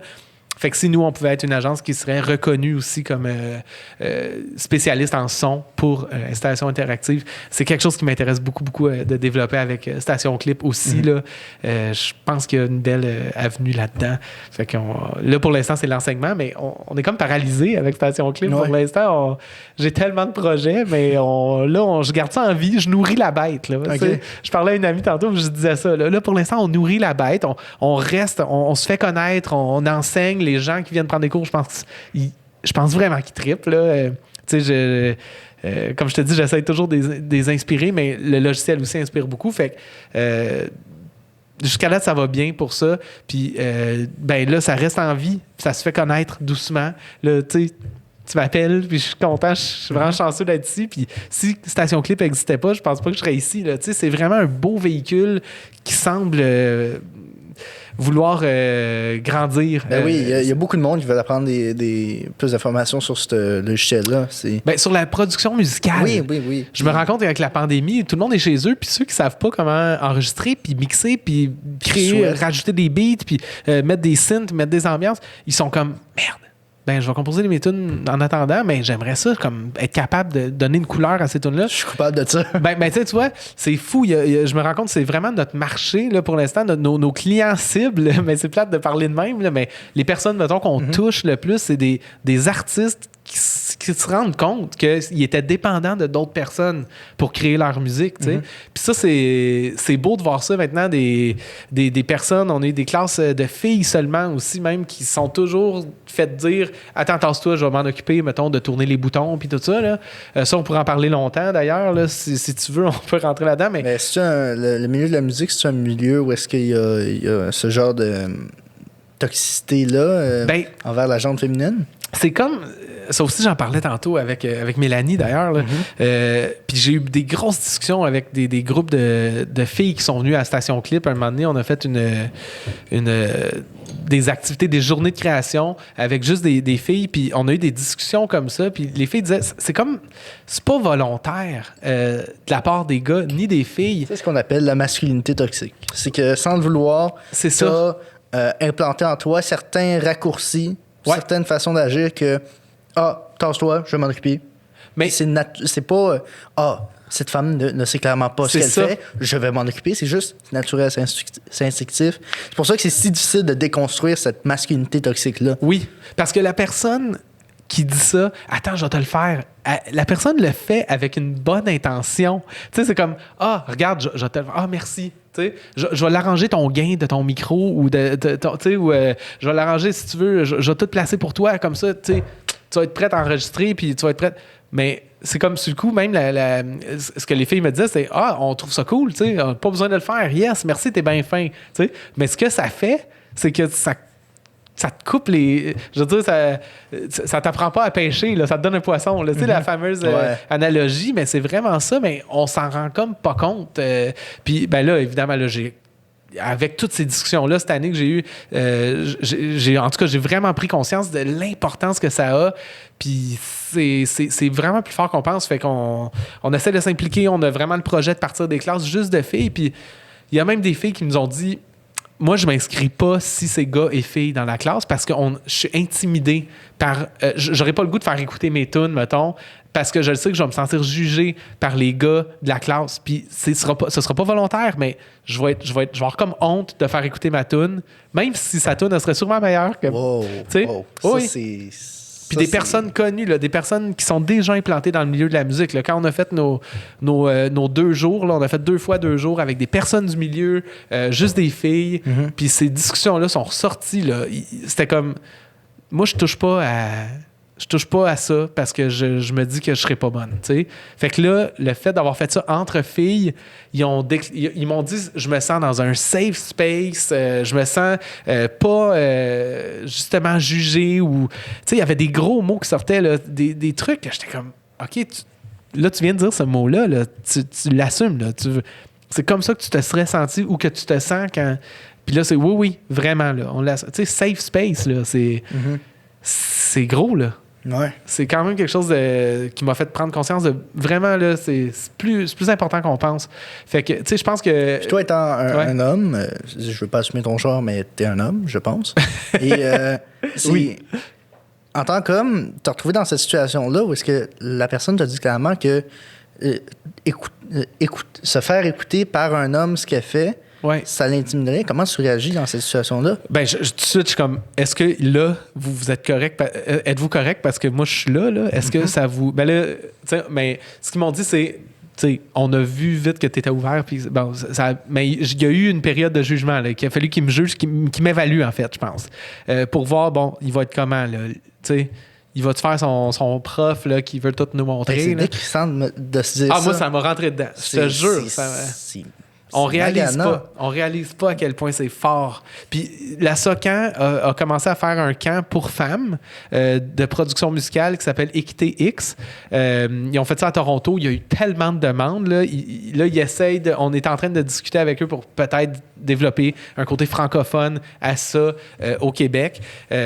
Mais j'ai vu des chiffres dans le document là, de Équité. C'est genre... En Amérique, l'an passé, je pense en 2019, là, en tout cas, ils ont pris une statistique là, très récente là, dans les dernières années. Il y avait genre 2,9% des albums qui étaient produits par une femme.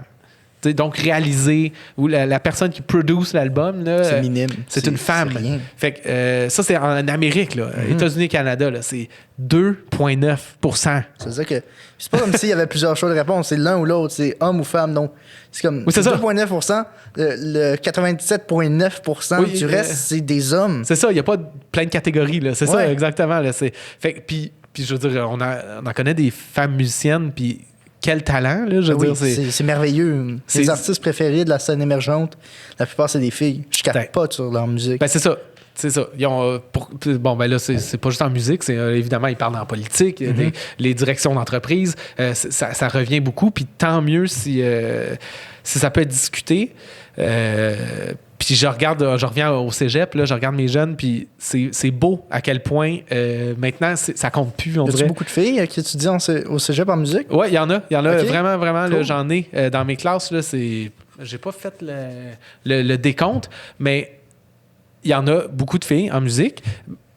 C'est encore plus en chant qu'il y a des filles qui viennent en musique. J'ai hâte qu'il y en ait en drum, puis il y en ait mais j'en ai dans mon cours de compo puis d'arrangement, j'en ai des filles. Puis ça, je trouve ça vraiment le fun. Puis je leur dis, là c'est important que vous appreniez. OK, bravo. Parce que maintenant que tu sais que OK, il y a certaines personnes qui ont comme des habitudes, pas forcément, comme je l'ai dit, c'est pas cognitif, ils pensent pas, mais c'est intuitif. Ouais. Certaines personnes qui ont une façon intuitive et impulsive d'agir qui va peut-être tasser la fille. Est-ce que t'appliques ça? Est-ce que tu leur apprends cette situation-là? Là, c'est à cause de la pandémie. Tu vois, quand je t'ai dit tantôt, j'ai des bands, là, j'ai 3 groupes. Là, tout le monde doit s'enregistrer de chez eux. Fait que c'est ça que ça a fait, c'est que là, il n'y a personne qui est là pour tasser la personne. Fait que la personne qui s'enregistre, mettons, les chanteuses dans mes bands, il y a aussi une joueuse de clavier, ils n'ont pas le choix là, de se débrouiller. Puis ça, c'est cool pour ça. Puis le cours de band devient quasiment un cours aussi où je leur montre un peu les techniques, la distance à avoir avec le micro, comment tu gères ton gain sur comment tu frappes pas le pied de micro quand tu parles dedans. Mais tu sais, c'est tous des trucs que je leur donne. Puis tu sais, cette semaine, j'ai vraiment fait j'en ai parlé de ça avec eux autres aussi, tu sais, justement en leur disant, parce qu'il y en a une qui m'a dit, justement, mon préamble, c'est cool, c'est mon chum me l'a tout seté. Fait que là, je ne sais pas comment... tu sais, moi, j'ai rien à faire, juste à chanter. Mais je suis comme là, tu vas t'impliquer. OK? Parce que là, j'ai un peu fait le speech que je viens On est en train d'élaborer. Dont on parle, là, j'ai un peu parlé de ça, puis je n'ai parlé devant tout le groupe pour que les gars aussi sachent. Ben oui, il faut. Qu'ils prennent conscience. Je pense que c'est ça. Il y a personne qui est mal intentionné. C'est juste comme, ben oui. Tu sais, quand tu fais quelque chose, tu sais pas, mais que ça nuit à quelqu'un, mais tu n'y avais pas pensé. Tu sais. Puis surtout, c'est important, excuse-moi de te couper, tu es parti pour un élan. Ah oui. Comme toujours. Faut que tu me coupes, c'est ça. Mais surtout, il faut faire ça jeune. Oui. Il faut faire ça jeune parce que, mettons, mes parents, ça se peut que, mettons, mon père, une fois de temps en temps, il y a cette tendance-là.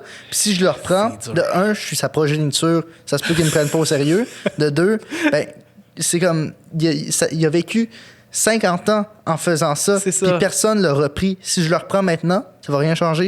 Il faut apprendre ça très jeune. Ouais, ça va moins changer, en tout cas. Peut-être. J'ose espérer que ça va peut-être changer. J'espère que tu vas envoyer ça à tes étudiants. J'essaye. Puis c'est pas juste aux étudiants, c'est aux profs qui vont en parler. Puis comme ça, le plus possible. Je pense que c'est le genre de discours qui va être exponentiel. Oui. C'est parce que dès que tu prends conscience, on dirait que tu fais comme « Oh mon Dieu, c'est vrai ». Tu sais, comme, OK, go, je pars en mission. Le plus possible, je vais ajuster, puis je vais essayer. Je veux dire, on n'a jamais personne à la vérité absolue, mais juste de parler de ça, que des personnes t'ont parlé, des filles m'ont parlé comme ça, juste de dire ça à d'autres personnes, ça sensibilise beaucoup, je pense. Puis en tout cas, si ça peut changer de quoi, mais les jeunes, en tout cas au cégep que j'ai, je trouve ça tellement beau de les voir parce que je trouve vraiment qu'ils sont. Comme, ils s'en foutent si c'est un gars ou une fille qui est avec eux. C'est comme si c'est pas grave. Il y a vraiment là, une belle... en tout cas, la génération là, qui est au cégep présentement, là, je trouve ça vraiment beau. Puis il n'y a pas de gars-filles, puis il n'y a pas de... Lui, il a une blonde, elle a une blonde. C'est comme naturel, comme... Tu sais, l'autre jour, il y en a une qui disait « Ah, elle était chez sa blonde. » Puis là, c'était comme... Elle a dit ça comme si elle disait « J'ai mangé un sandwich au jambon ce midi. Tu sais, c'est naturel, puis ça m'a touché. Tu sais, j'ai pas relevé ça. Ouais. Mais. Ça m'a touché que tu dises ça avec un ton aussi désintéressé. Oui. Merci. Oui, non, mais tu sais, ça a fait ça. Pas besoin de le soulever, mais c'est vrai. Oui. Puis j'ai regardé les autres, tu sais, on est tous en Zoom, tu sais, puis j'étais là. Il y a personne qui réagit. C'est tellement hot. Tu sais, c'est comme vraiment relax. Puis c'est tout. C'est comme ça. Puis c'est beau. Fait que je pense que cette génération-là, ça s'en vient. C'est beau, là, ce que ça Mais as-tu peur que ce soit juste parce que t'enseignes à des potentiels artistes qui ont potentiellement leur esprit plus ouvert? T'as raison que ma bulle, mon échantillonnage, il est pas complet. Là. Parce que, je veux dire, en marketing, j'ai étudié en marketing, je sais pas si j'ai pas été témoin de situations comme ça, mais la plupart du temps, c'est beaucoup plus prédominé par les gars, ce secteur-là. Ouais. J'ai pas noté, j'ai pas pris attention, je suis surtout emporté par mes efforts d'étudier, mais j'ai l'impression que ce discours-là, que oui, on est tous vraiment égalitaires, puis j'ai l'impression que ça cible surtout une population qui est nommée la jeunesse woke, comme tout le monde en parle, Guy Lepage disait. Mais ça me fait de la peine parce que j'aimerais ça que tout le monde soit woke, mais c'est parce que si tout le monde est woke, personne n'est woke. Ah ouais, c'est ça, tu deviens plus deviens normal. C'est comme les hipsters, qu'à un moment donné, c'était une mode d'être hipster. Mais être hipster, c'est être pas en mode. En tout cas, à un moment donné, c'est quand même bizarre. C'est-tu hipster ou c'est pas hipster être hipster? En tout cas, mais c'est un peu ça que tu dis là, avec le terme woke. Là. Ouais, c'est ça. Je sais pas. J'avoue que mon échantillonnage... Moi, je peux comparer avec moi quand j'étais en musique, peut-être. On parlait pas comme ça. On n'avait pas ce discours-là qui était... Tu sais, puis j'étais allé à Sainte-Thérèse, à Lionel Gros en musique. Puis j'avoue que notre discours, il était pas aussi ouvert. Puis ça faisait pas partie des discussions, en fait. Ben oui, mais c'était juste pas un sujet. C'était une autre génération, c'était un autre moment. C'est ça. Le discours était pas le même. La représentation des femmes, puis de la femme dans une relation, c'était peut-être pas la même. Ouais, là, je suis pas si vieux que ça, quand même. Non, mais c'est pas ça que je veux dire. C'est juste que il y a tellement de... Non, mais ça change vite. Ça évolue vite. Ça change tellement. Oh, ouais. J'ai écouté une série hier qui s'appelle Mindhunters qui raconte l'histoire des premières personnes qui ont découvert qui avaient peut-être une corrélation, un background au tueur en série. Ouais. Puis juste la fille, pour pas révéler de punch, est lesbienne. Puis elle conduit elle se conduit par un gars. Puis c'est son collègue. Puis le collègue il dit, moi, c'est prouvé, les homosexuels, c'est une déviance psychologique mentale. Ouais. Puis là, juste elle dit... elle raconte une histoire, puis elle dit, ouais, ben moi, ma blonde, je comprends la situation dans laquelle tu as été avant que tu le tues. J'ai été dans une situation où est-ce que ma blonde était en pouvoir. Puis sur le chemin du retour, le gars, il demande, comment t'as inventé cette histoire-là? Ouais, c'était pas vrai. C'était impossible. C'est ça. Ouais. Fait que, ben, ça fait beaucoup plus longtemps. Oui, mais t'as raison. Il y a une évolution quand même, jamais assez rapide, on va dire, là, parce qu'on peut toujours... aller plus loin dans ces réflexions-là puis cette évolution-là. J'ai hâte de voir les jeunes quand moi je vais être... C'est ça. Quand je vais être à ton âge, parce que je sais pas que t'es si vieux que ça, mais... j'ai 42 ans. J'ai juste hâte de voir les prochaines générations, puis voir la jeunesse woke des prochaines générations. Moi aussi, c'est ça. Il y a comme une partie de la génération qui est comme peut-être un peu moins intéressée par les mouvements sociaux, mais ceux qui le sont tellement intéressants, sont tellement pertinents, puis ont tellement un discours nuancé. Ouais. C'est impressionnant. Ouais. Dans un monde où on dirait que tout se radicalise, on dirait que ça me fait du bien quand je les écoute, eux autres. Ouais. Ils me font du bien, en tout cas. C'est comme... Tout semble plus clair, puis plus simple. Hein? Quand tu t'enlèves toutes ces barrières-là, là, tu sens tes épaules, ils descendent d'un pouce. Là, c'est comme ça, c'est tout. On accepte. C'est juste d'accepter, c'est tellement... relaxant et apaisant, tu sais, c'est tout. C'est pas compliqué dans le fond, hein? Oui, mais c'est parce que c'est déconstruire des connaissances puis des croyances, des routines que tu as déjà instaurées depuis que tu es tout petit. Ouais. Si la routine pour toi c'est un homme avec une femme, quand tu vas voir une femme avec une femme, ça brise la routine. Ça peut être déstabilisant. Ça va peut-être provoquer un stress chez toi. Ouais. Ça va peut-être te déstabiliser, puis au point où est-ce que tu vas te remettre en question, puis tu te disais, OK, ben, what the fuck? Ouais, c'est ça, il y a ça aussi. Là. Bon, et là, on va tomber dans des trucs de psychologie, puis on n'est pas du tout psychologue. Mais c'est intéressant. Il faudrait que j'appelle mon frère, là. Lui, il est thérapeute. Je pourrais... Sexologue, thérapeute. Là, ça, c'est malade. Oh oui, écoute, je pourrais lui... j'aimerais ça dans mon podcast. Honnêtement, bon, ben, écoute, je capoterais. Il est bon. Ah ouais? Écoute, il est bon pour communiquer. Là. Il n'est pas aussi décousu que moi. Mais il est plus cadré. Il y a deux parties de moi en ce moment. Il y a la partie, je vois que tu communiques très bien. Ça vient du fait que tu es professeur, probablement. Puis je vois que tu as la joie d'être c'est la première fois que tu te fais inviter à un podcast. Écoute, je trippe. Pour vrai, c'est le fun. Je sais. C'est drôle. Je te comprends parce qu'il y a comme un mois, j'étais dans la même situation que toi. J'anime depuis 6 mois, mais je me suis fait recevoir un podcast il y a un mois. Ouais. Puis j'ai parlé, ça n'avait pas de bon sens. C'est ça. C'est tellement le fun. c'est relax, c'est le fun, puis c'est... écoute, on sait pas de quoi on va parler, puis ça amène vers des belles discussions. Ouais. Belle rencontre. Fait que, bref, là tantôt, on parlait de Station Clip avant qu'on s'emporte dans un élan féministe. Oui, bon. C'est parti comment, Station Clip? Ben, c'est ça. C'est ça ta question. Hein? Quand j'ai commencé à te parler de la certification avec Mélanie, de Jean-Michel parce Blais. qu'il y avait des questions que je me posais. C'est ça. Ben, une fois que j'ai été certifié, je me suis posé la question. Bon, ben là, je suis certifié, qu'est-ce que je fais? C'est comme si, à un moment donné, j'étais avec ma copine, on était en train de déjeuner, puis elle m'a dit qu'un jour, elle aimerait ça, parce qu'on était dans le c'est dans le Milex. Ça bouge, le Milex. Il y a des grues. Présentement, c'est en ébullition, le Milex. Il y avait beaucoup il y a du bruit, c'est vraiment... Puis ma blonde a grandi dans le bois, là, puis elle m'a dit, je sais pas quand, mais un jour, je te dis juste que j'aimerais ça qu'on habite dans le bois, tu sais. Puis là... C'est pour ça maintenant que tu habites à Saint-Sauveur? À Sainte-Anne-des-Lacs. À Sainte-Anne-des-Lacs? Ouais. OK. Oh, écoute, on est tombé là-dessus, on est chanceux, là.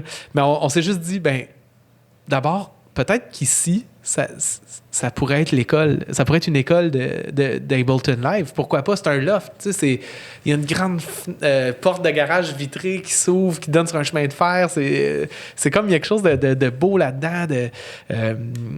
Puis le lieu, les plafonds sont hauts, là, comme ici un peu. Je sais pas si les gens voient les plafonds, mais waouh, c'est haut, c'est beau. Non, les gens voient pas le plafond. Il y a un petit côté industriel beau, puis... chico, trend, beau, rustique, industrialo, c'est ça. Mais en dehors de l'esthétique, est-ce que c'était déjà...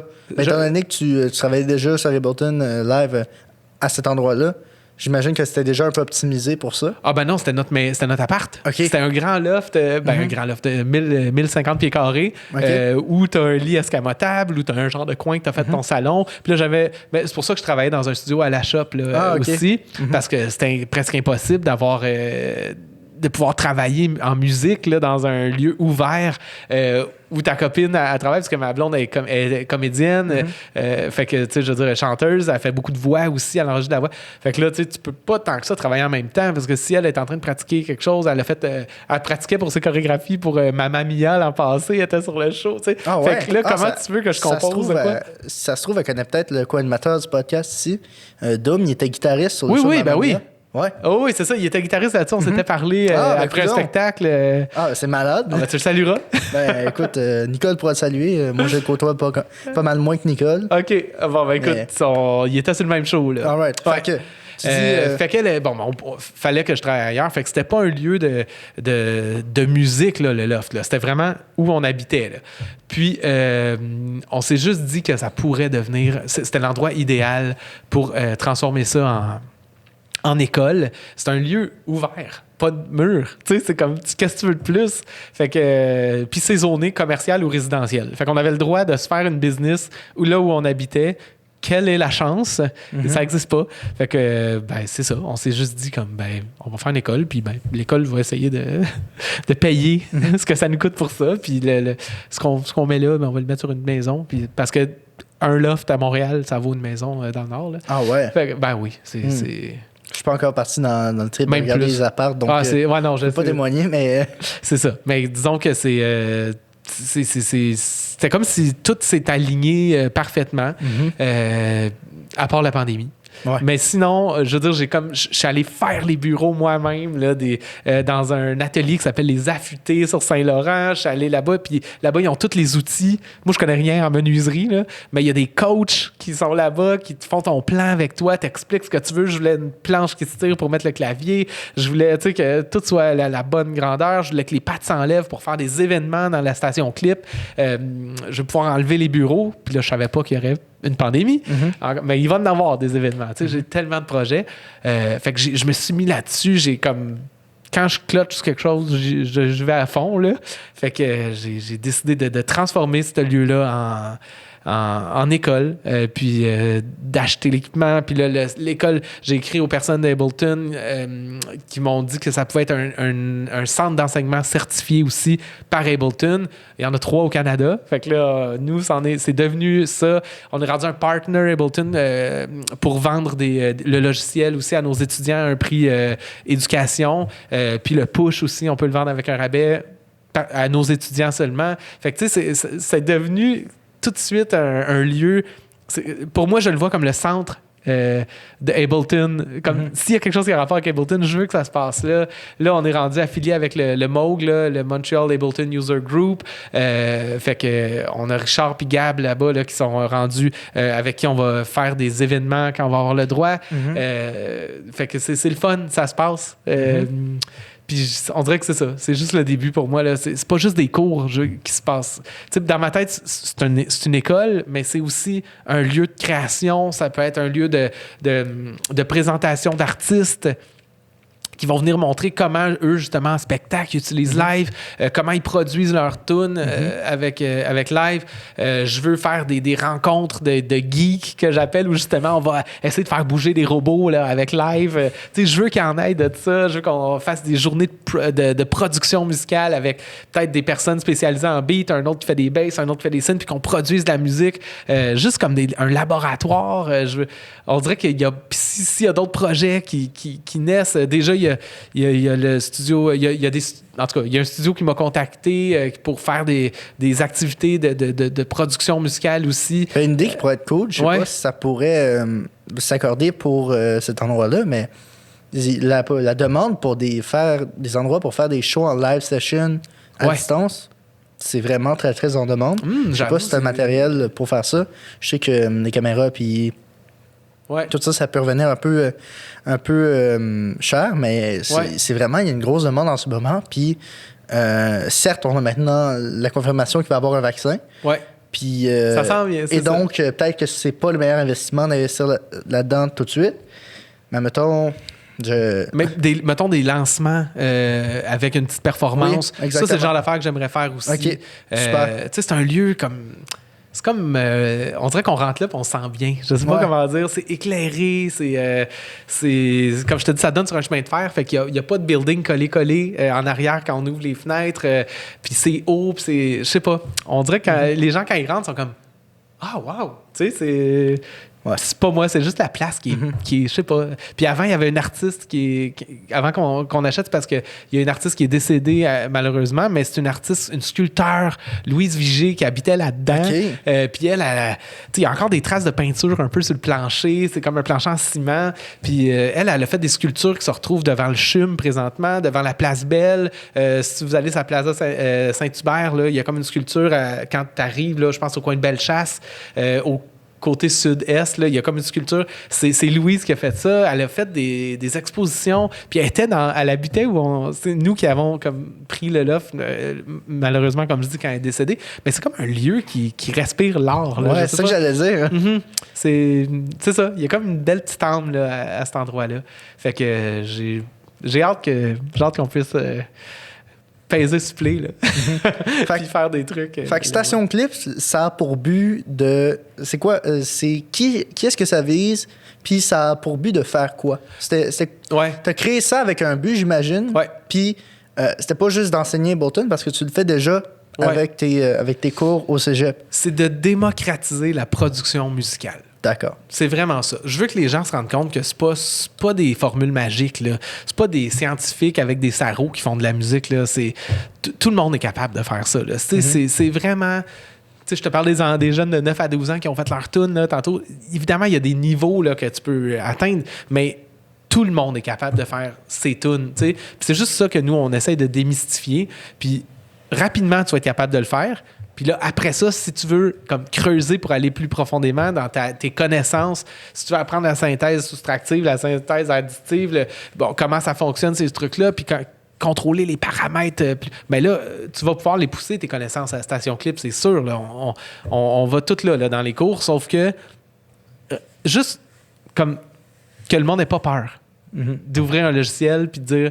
Justement, tu sais, le fameux « Ah non, moi, je suis pas bon là-dedans » ou « Je suis pas bonne là-dedans ». Tu sais, non, c'est pas vrai. Je suis sûr que tu es capable. Tu t'es peut-être pas bonne maintenant ou pas bon maintenant, mais c'est pas si dur de développer une connaissance là-dedans. Oui, c'est intimidant, mais une fois que tu apprends à connaître la bête, là, tu vas voir... elle est super douce, la bête.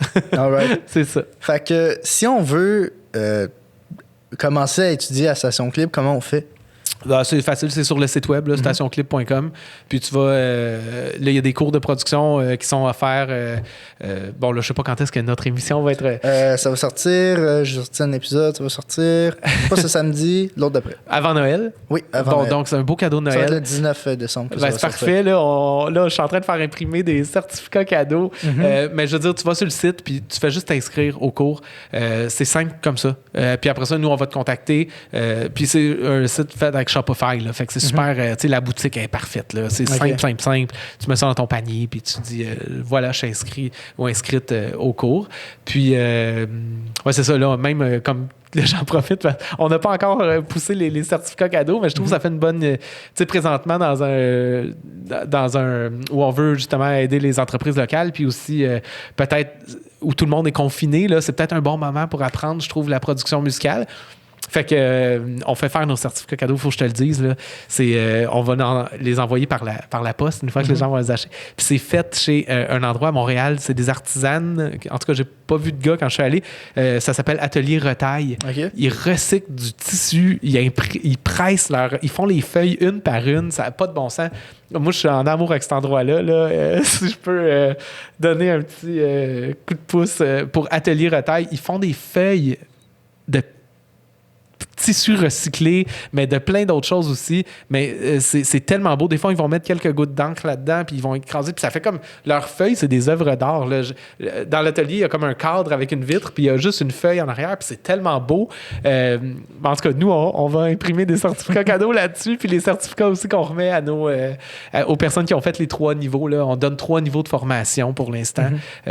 On garde ça à 1 mois par niveau. Fait qu'en 3 mois, là, quelqu'un pourrait vraiment rapidement devenir quelqu'un qui maîtrise les bases, je dirais, de la production musicale. Okay. Tu sais, bon, un pro, je veux dire, c'est les années d'expérience. Ouais, c'est sûr, comme je te dis, moi, je me considère encore, on dirait que je connais rien.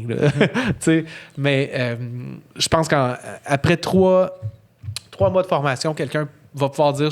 Je suis capable de produire mes tunes, puis d'aller un petit peu plus creux que juste faire un beat, faire des accords, puis faire une bass, mettons, puis une mélodie. Tu sais, d'aller un petit peu plus loin dans le mix, dans les textures sonores, de comprendre surtout. Pas juste de tourner des boutons, puis pas comprendre pourquoi je tourne des boutons. Des fois, c'est le fun, puis ça marche, mais des fois, pouvoir anticiper ce que ça va faire quand tu tournes, avant que tu tournes le bouton, ça peut améliorer ton workflow un peu, ton rythme de productivité. Fait que c'est ça qu'on fait là, à Station Clip. Ouais. Super. Puis une dernière question avant qu'on close ça. C'est quoi, mettons, des albums que les arrangements sont vraiment exceptionnels? Ben là, je te parlais de celui de Louis-Jean Cormier. Juste un petit aparté. Ouais. C'est quoi des arrangements? Des arrangements, c'est... pour moi, en tout cas, c'est... par exemple, je vais te donner une situation concrète là, où je pense que... il y a un arrangement qui entre en jeu. Mettons justement un artiste qui arrive puis qui dit j'ai ma chanson, je la chante puis je la joue au piano. Qu'est-ce que tu peux faire? J'aimerais ça aller dans des directions. Dans quelle direction? Parce que la même chanson peut être une bossa nova, mais peut être aussi un drum and bass. Là. Je veux dire, l'arrangeur va être capable, selon moi, d'écouter l'artiste puis d'aller vraiment mettre en valeur ses forces. C'est comme les épices d'une toune, mais plus riche que des épices parce que ça peut changer complètement de style. Oui, c'est ça. Ben, t'as raison avec tes épices. Là, tu peux avoir des épices mexicaines, mais tu peux avoir des épices du Moyen-Orient, marocaines. Tu peux aller vraiment changer le parfum complètement d'un plat avec des épices. Fait que j'aille pas ton image, là, c'est vraiment ça l'arrangement. J'ai un ami pour qui je fais des arrangements. Puis là, c'est le fun parce que là, ça l'offusque pas. Là. Mais souvent, il m'envoie ses tunes. Il a fait un beat, il a fait une guitare, il a fait ses trucs. Puis moi, ben, je dis, je prends tout ça. Puis là, je fais delete, mais je garde sa voix. Mais des fois, c'est bon. Non, c'est pas vrai. Des fois, je garde certains trucs. Puis... Première chose, instinctivement, dès que tu vois delete. J'écoute, là. Ben, non, c'est juste la dernière qui m'a envoyé. C'est ça qui est arrivé. Puis on niaise là-dessus. Là. Je dirais pas c'est qui, là. Je sais pas. Mais c'est bon, là, ces idées.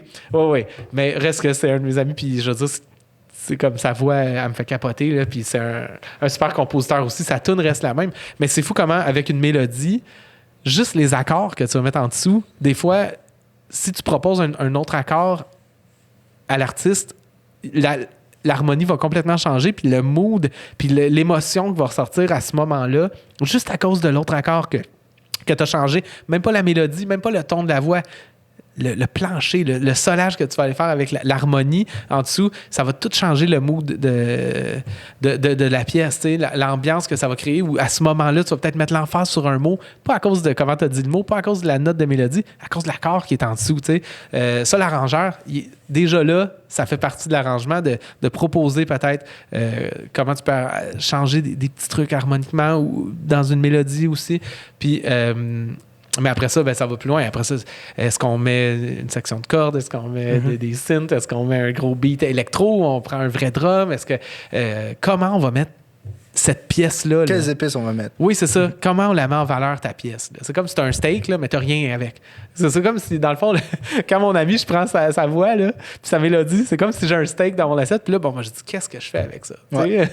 comment je l'habille? Qu'est-ce que je mets comme accompagnement? Mais comment je le cuis aussi? C'est un tartare, là, je fais avec. Bon, là, on va pas donner un cours de cuisine. Éventuellement, peut-être. Oui, peut-être. Ma mère est italienne, hein, fait que la cuisine aussi, j'aime ça. C'est rare le monde qui sont comme moi à la cuisine, j'aille ça. Ouais, non, c'est vrai. T'as raison. La bonne nourriture, j'aille ça. Ah non, personne. Moi, les oiseaux, j'aille ça. Ça n'existe pas. Là. Moi, le ciel, moi, quand il fait beau, j'aille ça. Non, ça n'existe pas, ça. C'est terrible. Fait que c'est quoi les albums que tu me recommanderais? Ben là, je te parlais, mettons, localement, là, celui de Louis-Jean Cormier, c'est sûr, récemment, c'est ça. Mais je suis dans un but actuellement de bâtir une culture musicale québécoise. Donc, si tu veux me référer des œuvres locales.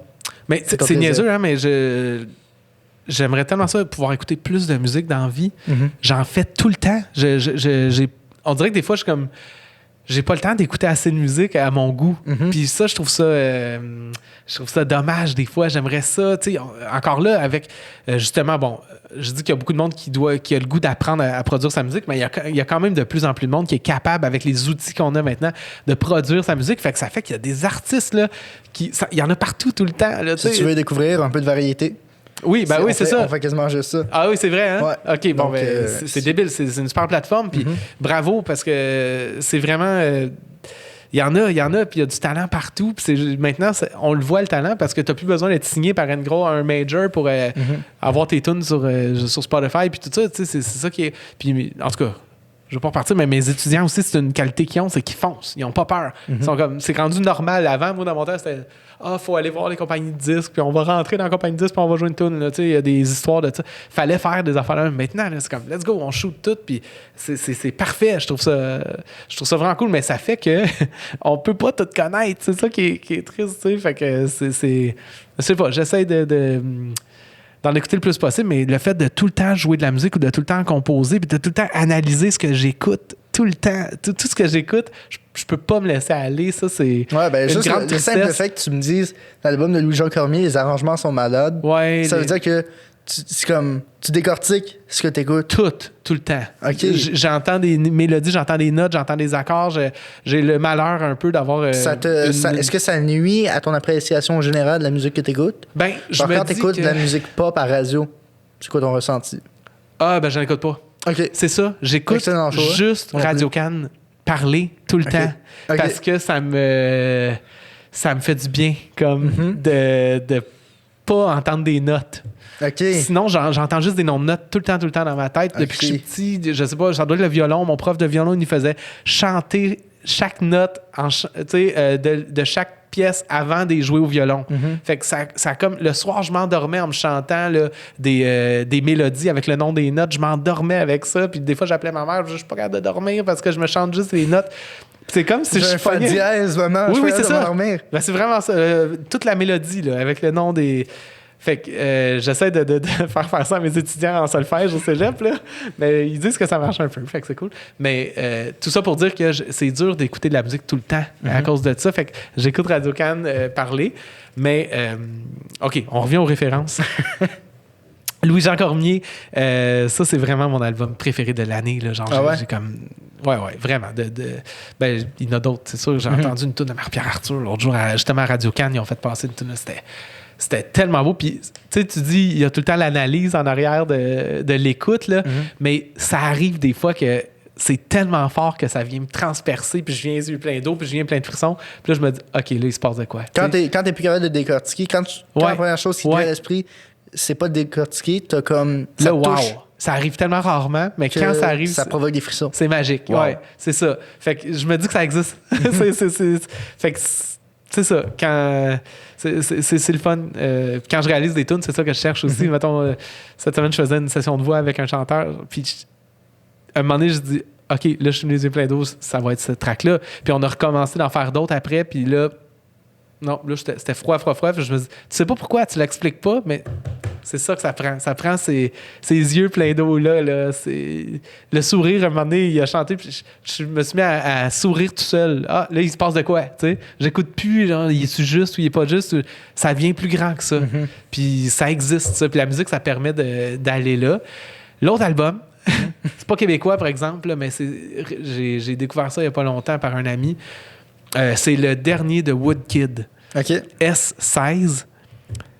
C'est ça aussi, là, c'est grandiose. Là. Je pense qu'il est allé enregistrer avec un orchestre au Japon, avec une chorale de japonaise. Là. Okay. Tu sais, genre là, les petites voix, je sais pas. Là. Puis les arrangements, ça aussi. Je pense que ce que j'ai entendu aussi, c'est que tous les beats, c'est fait avec des enregistrements qu'il a fait sur des machines en métal ou il s'est tout enregistré en train de faire des sons en cognant sur des trucs. Puis il a refait des beats avec ça. Les traitements là, de la voix, il y a comme un grain distorsionné d'un côté quand tu écoutes ça. C'est original. C'est les accords, l'harmonie aussi qui est en arrière de ça. C'est pas des accords faciles tout le temps, mais ça passe bien. Tu t'en rends pas compte. Puis t'es rendu à un endroit où tu pensais même pas aller. Là. Fait que, ouais, Woodkid S16, là, c'est vraiment débile, cet album-là. Okay. ouais. C'est à écouter. Ouais, alors, c'est mes 2 suggestions du moment. Puis, fait que pour clore, où est-ce qu'on peut te suivre? Puis, comment est-ce qu'on fait pour continuer à voir ce que tu fais? Parce que tu as l'air d'avoir des milliers de projets. Je sais. Moi-même, si tu peux savoir comment me suivre, dis-moi-le. J'aimerais ça me suivre moi-même. Comme sur les réseaux sociaux. Dans la vie. Je veux pas qu'il y ait des gens qui te suivent physiquement non plus. Ça creep. Non, je voulais juste dire que moi-même, je me trouve dur à suivre tout le temps. Ouais, non. C'est intimidant. Sur les, en tout cas, pour vrai, c'est Station Clip là, pour l'instant le plus. Mais sinon, sur Instagram, Louis-Philippe Canel, puis sur Facebook. J'ai une page d'entraîneur certifié aussi d'Ableton, mais je pense que c'est plus Station Clip là, que je mets de l'avant pour l'instant. Là. C'est comme l'entité est plus grande que moi pour moi. Là. C'est vraiment, je veux vraiment juste démocratiser la production musicale, comme je te disais. Puis je pense que Station Clip, c'est un super véhicule pour ça. Fait que, évidemment, moi, je publie toujours des trucs qui ont beaucoup de liens avec la musique, là, le plus possible. Puis, c'est ça. Mais souvent, ça va être sur mon compte ou sur le compte de Station Clip. Fait, sur Instagram, Station Clip ou sur Facebook, là, peut-être qu'il va falloir pogner TikTok aussi. Là, je sais pas. Là, faire des vidéos cool de samples. Faites les musiques de TikTok. Ce serait une bonne façon d'essayer de... C'est ça. Là, va falloir que tu me donnes un cours là-dessus. Non. Moi, je suis vraiment le moins informé de ma génération sur TikTok. Ah, merde. Je pensais que j'aurais mon cours là-dessus. Je suis trop woke pour ça. Oui, c'est ça. Donc, bref, merci infiniment d'être venu. Merci à toi. C'était vraiment le fun. Ouais. Merci à tout le monde d'avoir écouté. C'était vraiment intéressant. Je pense... j'ai le goût d'avoir plus d'invités qui sont plus experts dans leur domaine. Des artistes, c'est vraiment passionnant, mais la conversation que je vais avoir m'a fait triper. Ça m'a fait apprendre des choses. Fait que si vous aimez ça, vous pouvez vous abonner, liker, parce qu'il risque d'avoir d'autres conversations aussi intéressantes qui vont s'en venir. Merci pour ton écoute, puis merci pour l'invitation. Vraiment. Ça fait plaisir. Merci à vous deux. Fait que, bref, merci beaucoup et passez une bonne semaine. Merci.